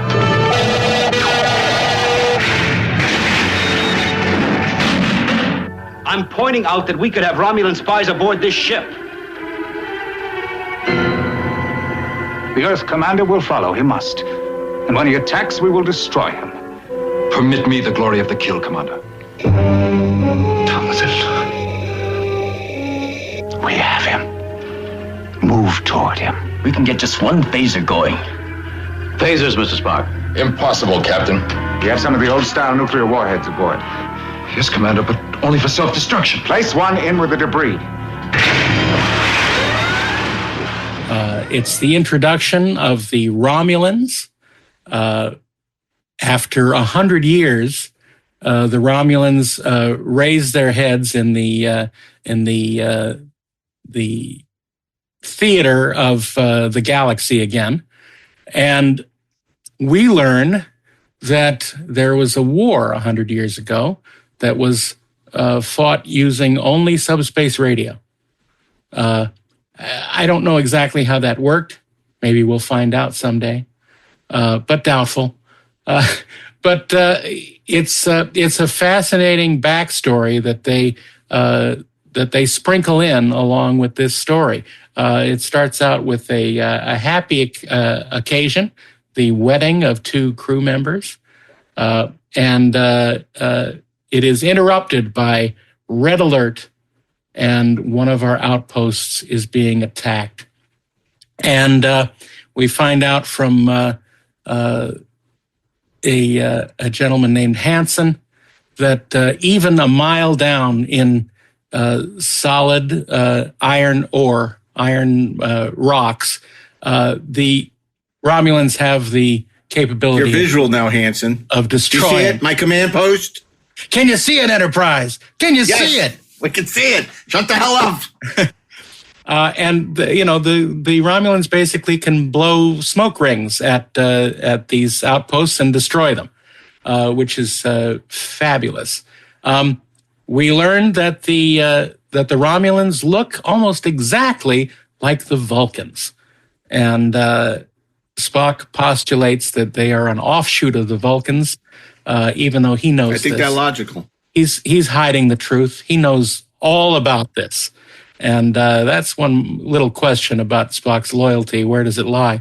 But yes, the Romulans were an offshoot of the Vulcans. The half of the Vulcans wanted to pursue logic, and the other half wanted to pursue war. And the Romulans are that half. And we learn about them. They work very much like the Roman legions.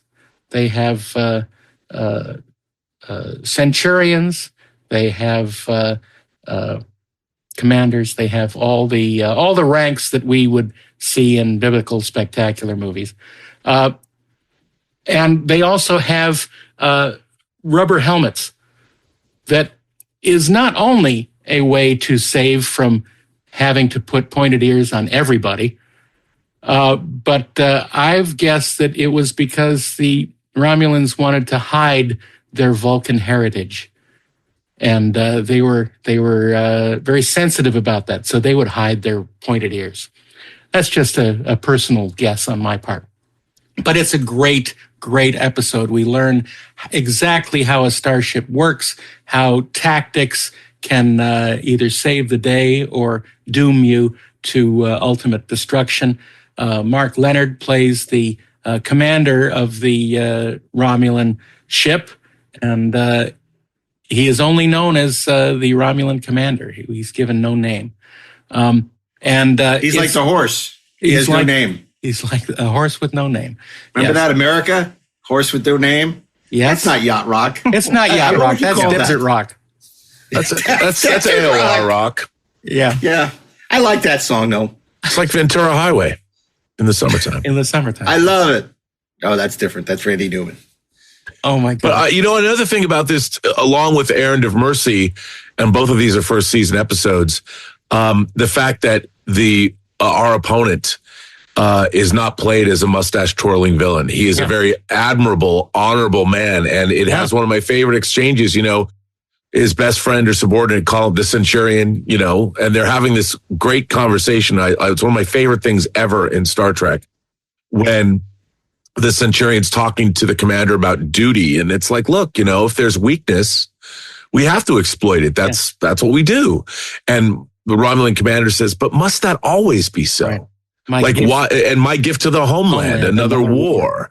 And I remember, even as a child, I could tell I might not have quite grasped those concepts, but they spend a long time in that ship with, obviously, and I started to learn about point of view in movies and TV with this, because they're not listening in on them. They couldn't hear what really they were saying or anything like that. But the fact that we jumped over to the Romulan commander and to his crew, and we saw the inner workings of an enemy vessel, you never saw anything like this in science fiction, especially on TV before.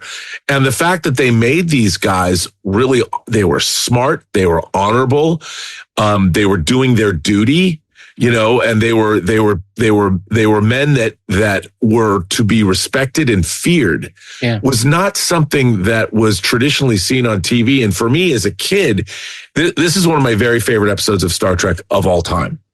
And the way you see Kirk acting, and it's got the great McCoy speech. Kirk says, why me?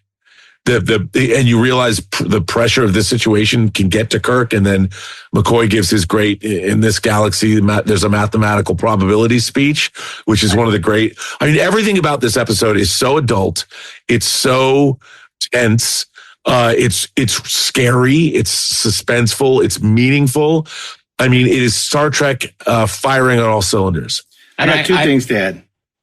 Let me just, before you do that, let me just call out the wonderful way that we are shown how the Romulans deal with underlings who are maybe a little too efficient or a little too excited about their job.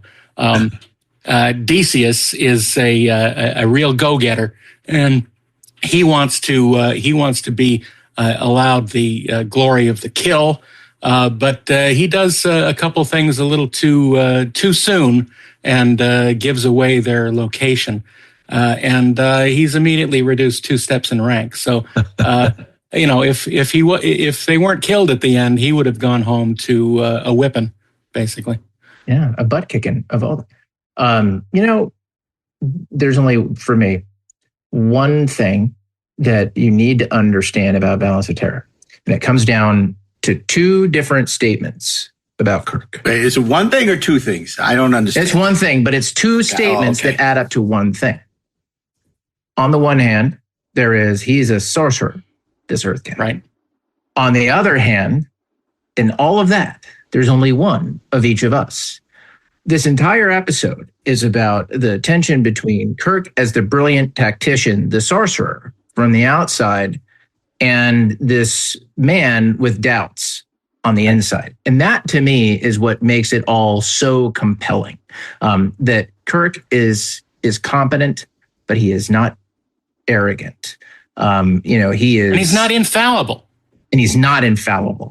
He is just a guy who is incredibly resourceful. He's good at his job. And maybe what makes him a sorcerer is that he asks himself questions like, why me? And he learns from his mistakes. That's really interesting, after they go into that comet and the Romulans lose him, he says, I won't make that same mistake again. I like when I hear things we haven't said on the show before. That was really interesting, Ashley. Thank you. Indeed. I 2 other things that I would say, since we're talking about this as a Star Wars episode, why is this on our Star Wars countdown? I think it captures war so well because of the buttons, because of the way that the episode is buttoned. We have the wedding at the beginning and the funeral at the end, that we lose people during war. Right. And even though it's a red shirt, it lands because we see her pain at having lost a husband and Kirk's pain in having to console her at the end of the episode. It really is a wonderful bookend to the episode, an episode about war. It's really, really terrific. But apparently she was easily consoled because the next because usually she's making out with Rodriguez again. Yeah, I know. We all process. She's a bit of a let's just say that Tomlinson got the easy way out. Well, Joe DeGusta was a lucky guy. What can we say? That was his wife. But no, it was his.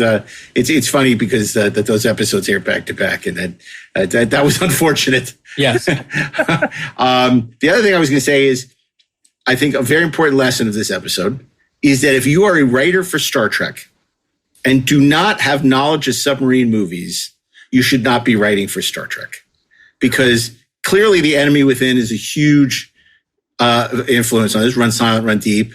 The Enemy Below, Run Silent, Run Deep. Right. The Enemy Below, and Run Silent, Run Deep. And as it was for Nick Meyer on Star Trek II, as it was for most great Star Trek.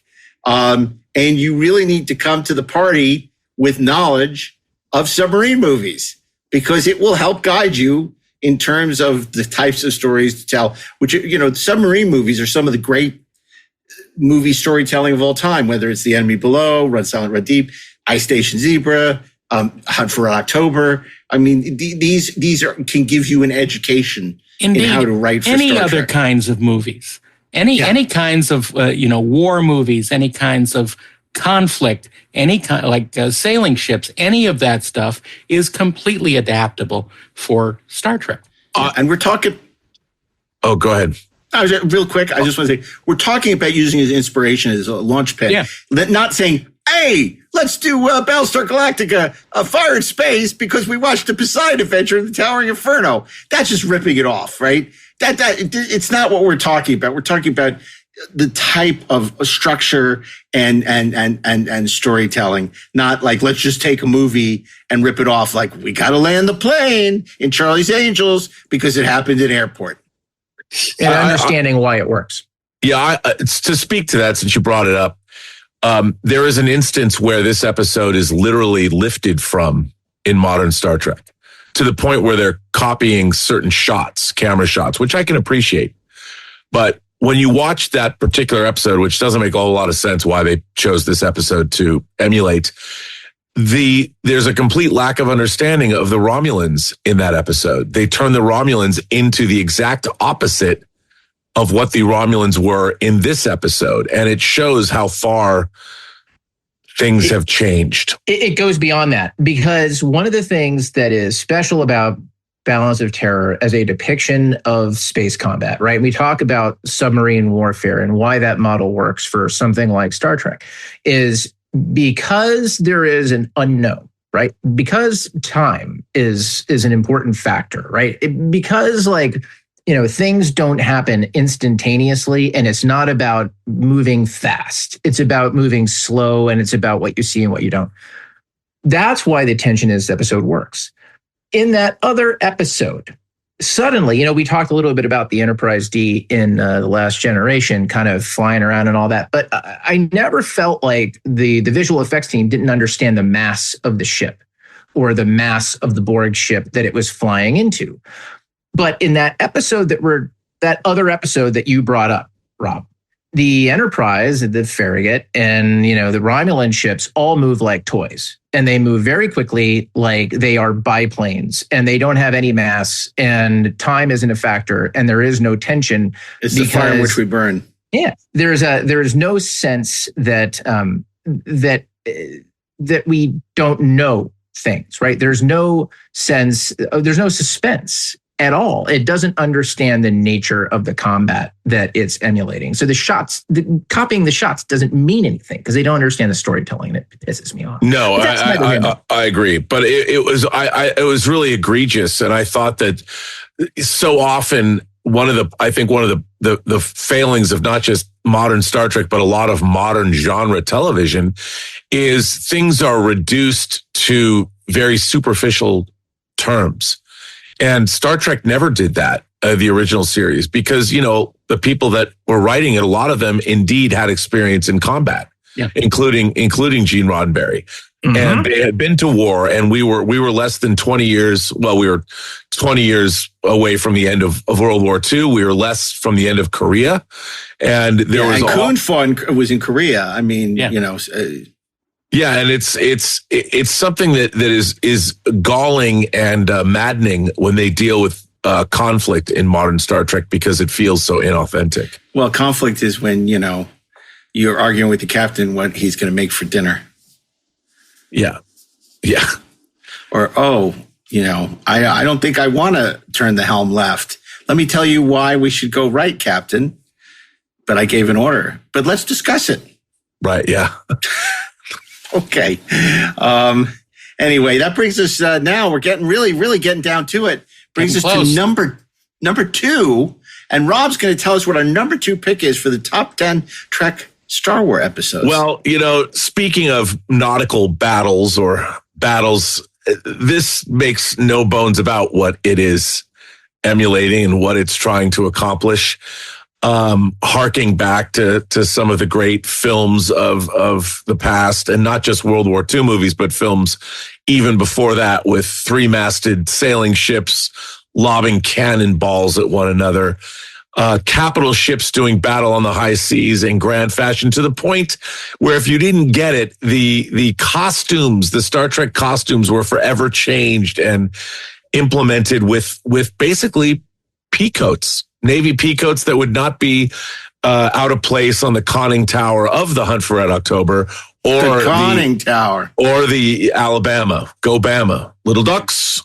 So I'm of course talking about Star Trek II: The Wrath of Khan. Beyond the darkness, beyond the human evolution, is Khan, a genetically superior tyrant, exiled to a barren planet. Banished by a starship commander he is destined to destroy. Left for dead, he has survived. I'll chase him round the moons of Nibia and round the Antares maelstrom and round perdition's flames before I give him up. Star Trek II: The Wrath of Khan. And for the very first time, we saw Star Trek space combat the way it had never been shown before.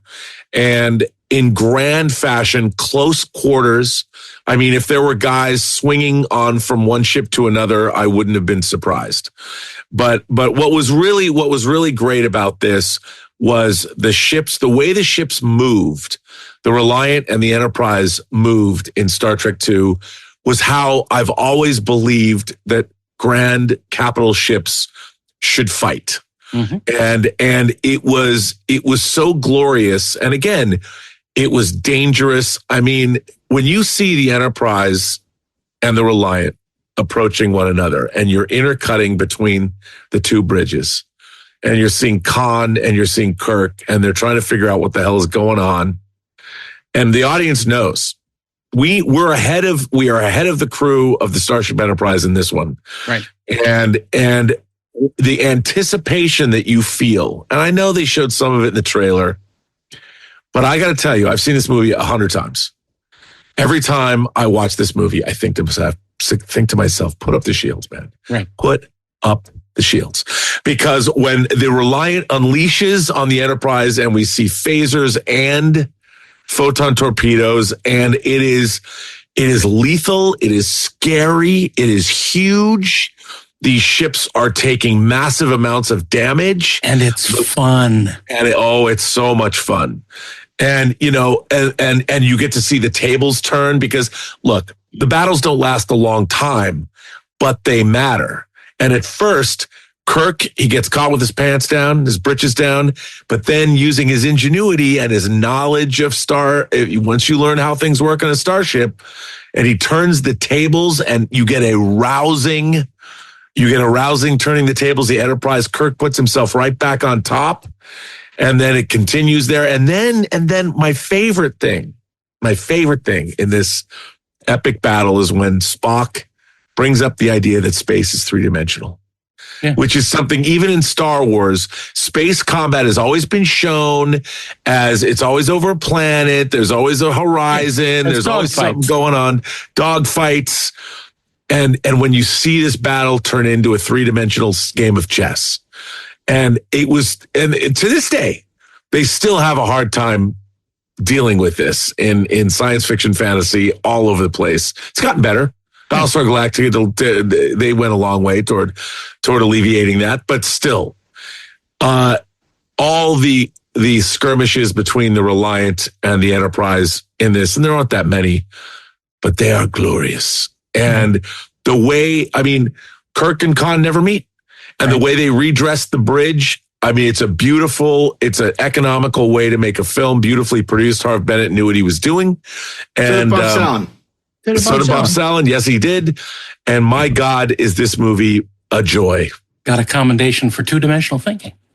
Yeah. And is there any moment better than when the Enterprise just sort of rises up from the nebula and just blasts the unholy shit out of the Reliant? I mean, so come great. on. It's like a shark. Yeah. Got to stop moving or it dies. It's so great. Which they kind of echoed in Picard season 3. They did. Yeah. No, absolutely. I mean, the music, but this is it's a seafaring movie. Yeah. It is really, and it's a seafaring movie about the Napoleonic era. That's why I've always thought Master and Commander was one of the great unsung Star Trek movies. It's essentially the same story. Yeah. You go to the Genesis planet. It's Hornblower meets Moby Dick. Yeah. That's exactly what it is. And it's amazing. Yeah, everything fantastic. About it. Great pick. We all love it. Space battles are arguably never been done better. Congratulations to Nick Meyer and the entire team on being inducted into the Library of Congress for preservation of classic movies. It's the first Star Trek movie to earn this distinction. Hopefully it will not be the last. Yeah. I'm talking about Star Trek the Motion Picture. It is just and well deserved. So it'll be wouldn't it be funny if the Earth was destroyed but Star Trek II was on the Voyager and the aliens found, and the only thing they found on Voyager was Star Trek II. And then they're like, oh my God, the humans are fucking dangerous. We don't want to go. We don't want to see them. Yeah. Okay. When we come back, It's going to be our honorary mentions along with our number one pick. Have you guessed it yet? Well, the only way to find out is stay tuned. This year, Santa's bringing the power of Energizer into his workshop. Whoa, the Energizer Bunny's got so much power. Wait, he's powered up all the toys. I think that means we're done for the year. I love this bunny. He's the hardest working helper the North Pole has ever seen. And he wants all your gifts to have the power of the #1 longest lasting AA battery. So this holiday season, stock up on Santa's and the elves' favorite battery, Energizer Ultimate Lithium. Oh, it's such a clutch off-season pickup, Dave. I was worried we'd bring back the same team. I meant those blackout motorized shades. Blinds.com made it crazy affordable to replace our old blinds. Hard to install? No, it's easy. I installed these and then got some for my mom. She talked to a design consultant for free and scheduled a professional measure and install. Hall of Fame son. They're the #1 online retailer of custom window coverings in the world. Blinds.com is the GOAT.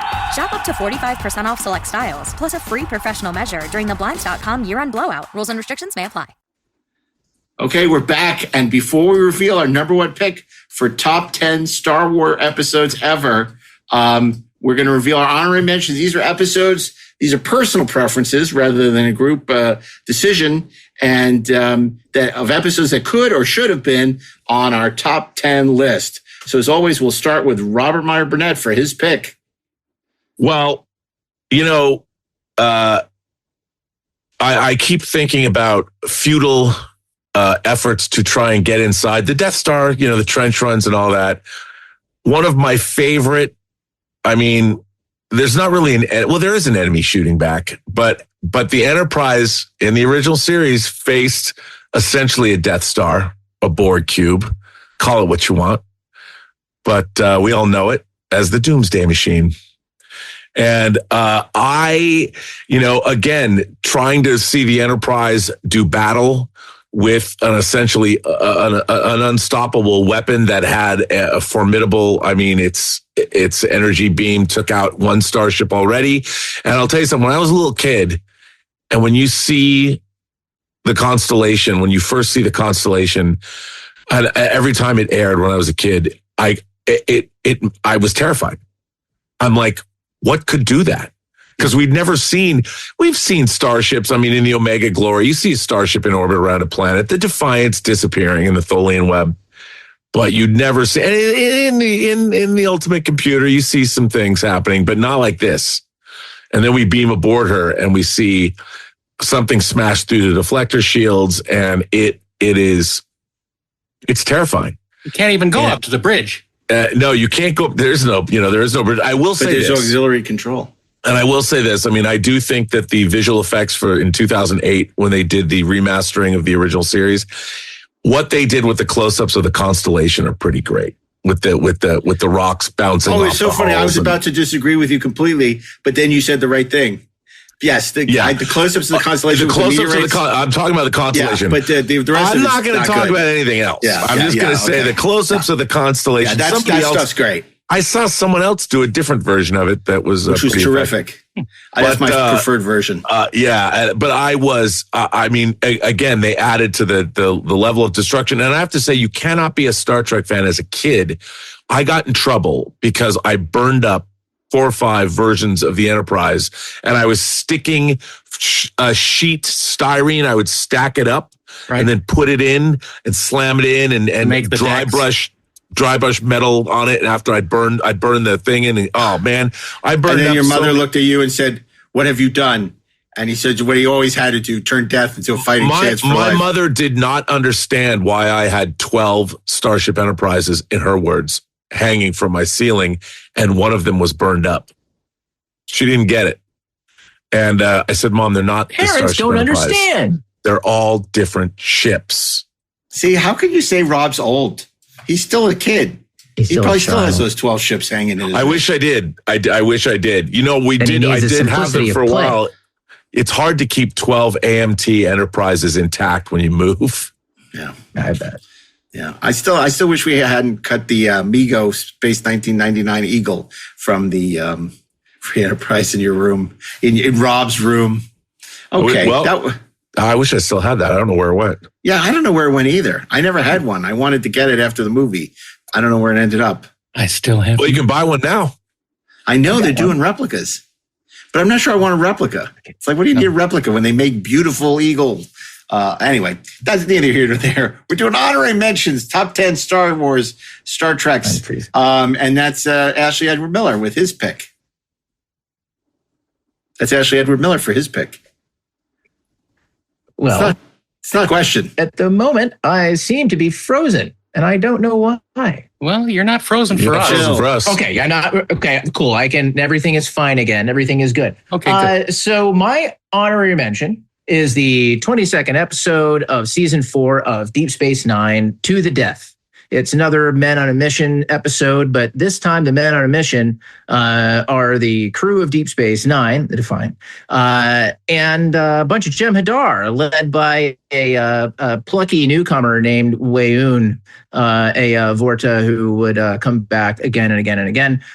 Short version of the plot is that which harkens back to a second season Next Generation episode, Contagion, that a group of renegade Jem'Hadar are seeking the key to the Iconian gateways from Contagion, which would basically allow them to teleport anywhere they wanted to across the galaxy instantaneously, which I think we could all agree would be a very bad thing.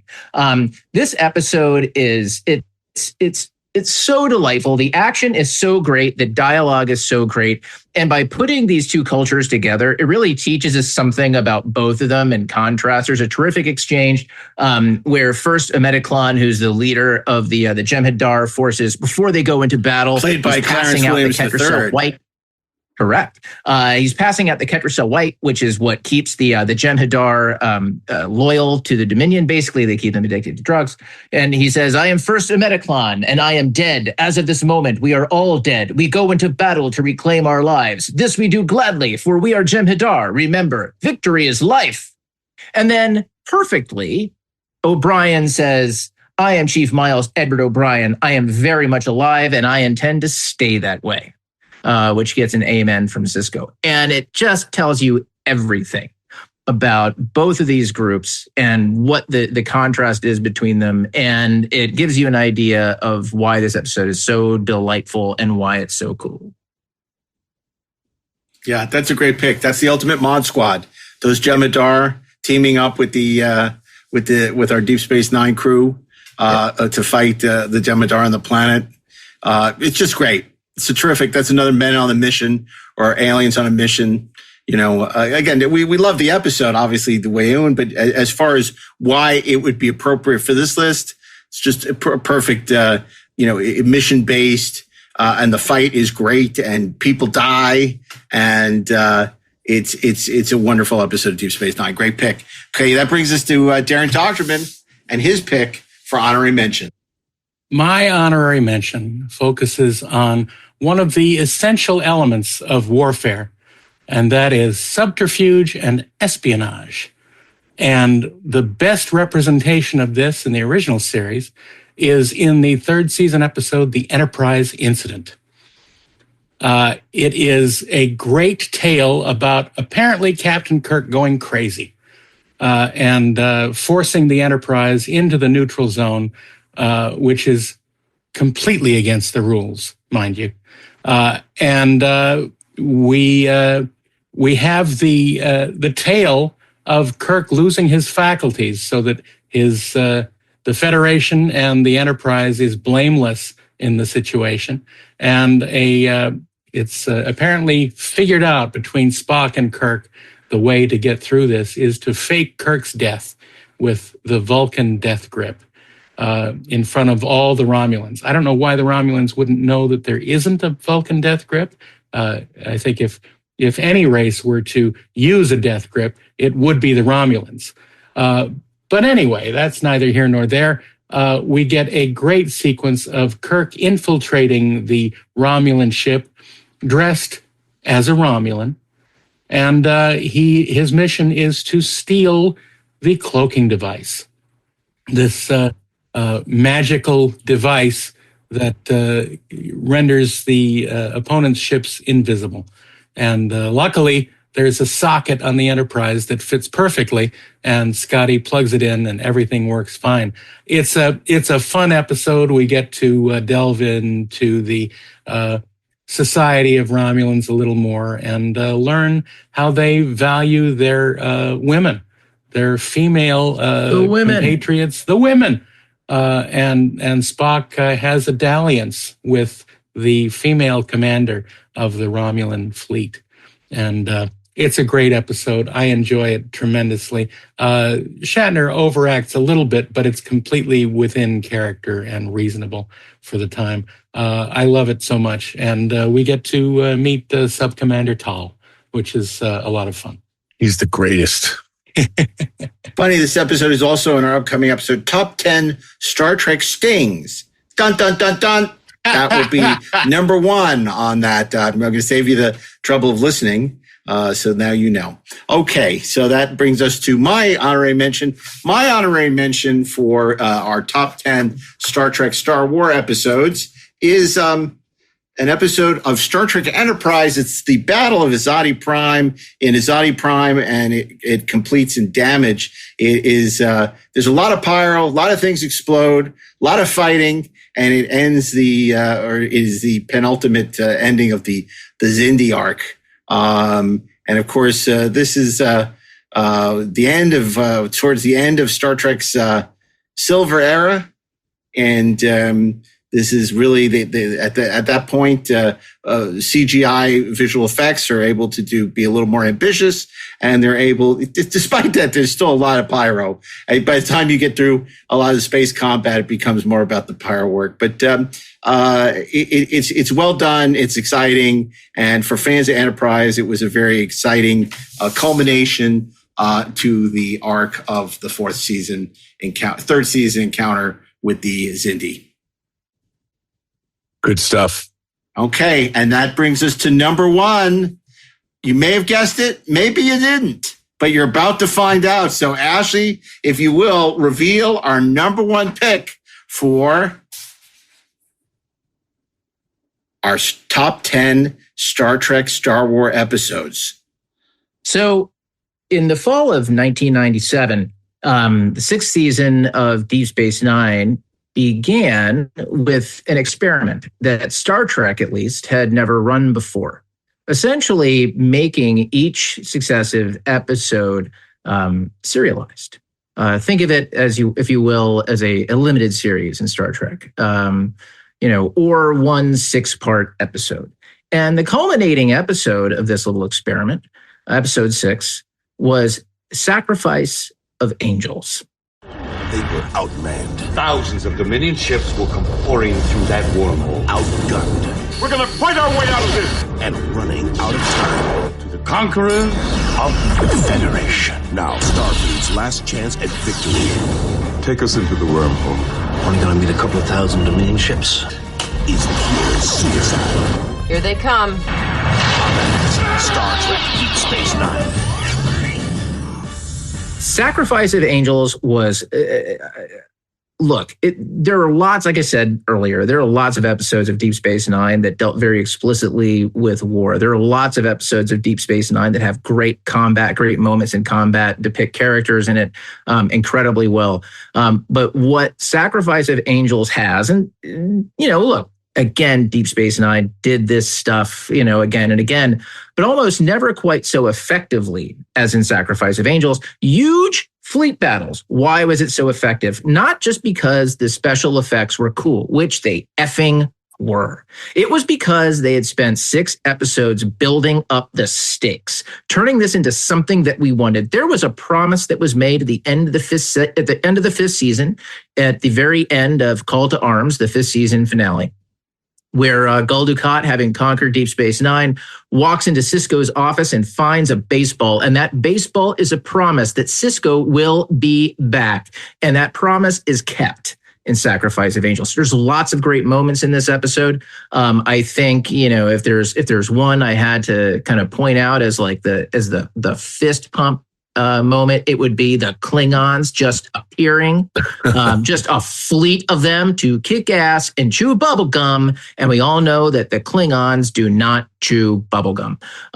It ties together Sisko's role as the emissary, the nature of the wormhole and the prophets, when, Starfleet and the Klingons basically create a hole for Defiant to get into the wormhole and try to prevent the Jem'Hadar invasion from the other side, which they do by Sisko making an incredibly impassioned plea to the prophets as the emissary, reminding them that the people of Bajor have built their entire culture around worshiping them, and that by God, which they are, they owe it to those people to protect them from the threat that's coming from the other side, which the prophets do. And that's what makes it not just a great space battle, but great Star Trek. It makes it great Deep Space Nine. It makes it a great character story, and it makes it so very satisfying. And when all of our characters are back together at the end of this episode, we feel as though they have earned it. It's just a tremendous climax to all of this. And it also manages to kick off the rest of the Dominion War as we move into the new phase of it, where, again, lots of great adventures, lots of great fights await for us. But this was something else. It was just a joy and satisfying on every level. If you need a compelling reason why Deep Space Nine needs to be remastered in high def, there it sits. It's just a remarkable, everything that Ashley said, but that space battle is sensational. And leading up to the Defiant basically intercepting the Cardassian fleet and pleading with the wormhole prophets to do something about it.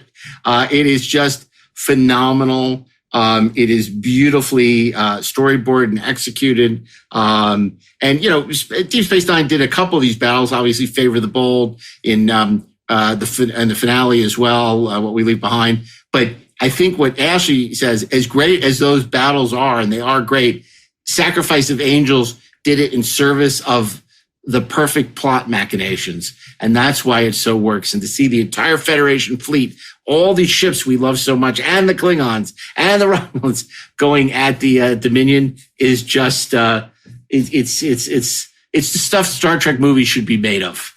Yeah. Phenomenal. Great pick for us. Number one, clearly phenomenal. And that wraps up our Star Trek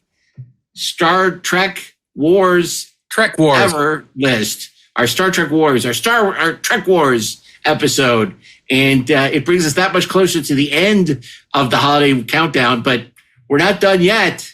We still got a bunch more up our sleeves. And to find out what they are, you'll have to join us next Thursday for an all new episode of Inglorious Treksperts, where we'll return, much like James Bond, or maybe not like James Bond, where we'll be talking about the latest Trek countdown list. So on behalf of all of us, a very happy new year from Robert Meyer Burnett, Ashley Miller, DAREN DOCHTERMAN, myself, Mark A. Altman, and we look forward to continuing the countdown into 2025, and hopefully not all of it. And we'll see you on the other side of the new year. Again, very happy new year from all of us. And please join us on all your favorite social channels where we'll be hanging out, or visit us on our Discord channel. And that link is in the show notes. Of course, you can see Rob every day on the Burnetwork on YouTube. So check his show out. He's many shows. He's a mogul. He has a lot of shows. So check them all out on the Burnetwork on YouTube. And I think that's it. We're done here, aren't we? You do remember the say outro? Goodbye? Yes, I will. I will. I just want to make sure nobody had anything they wanted to add. But now clearly not. You just want to get out of here. You want to be done. And that's fine. Thank you, everyone. Keep on trekking. Ingloriously, of course. See you next week.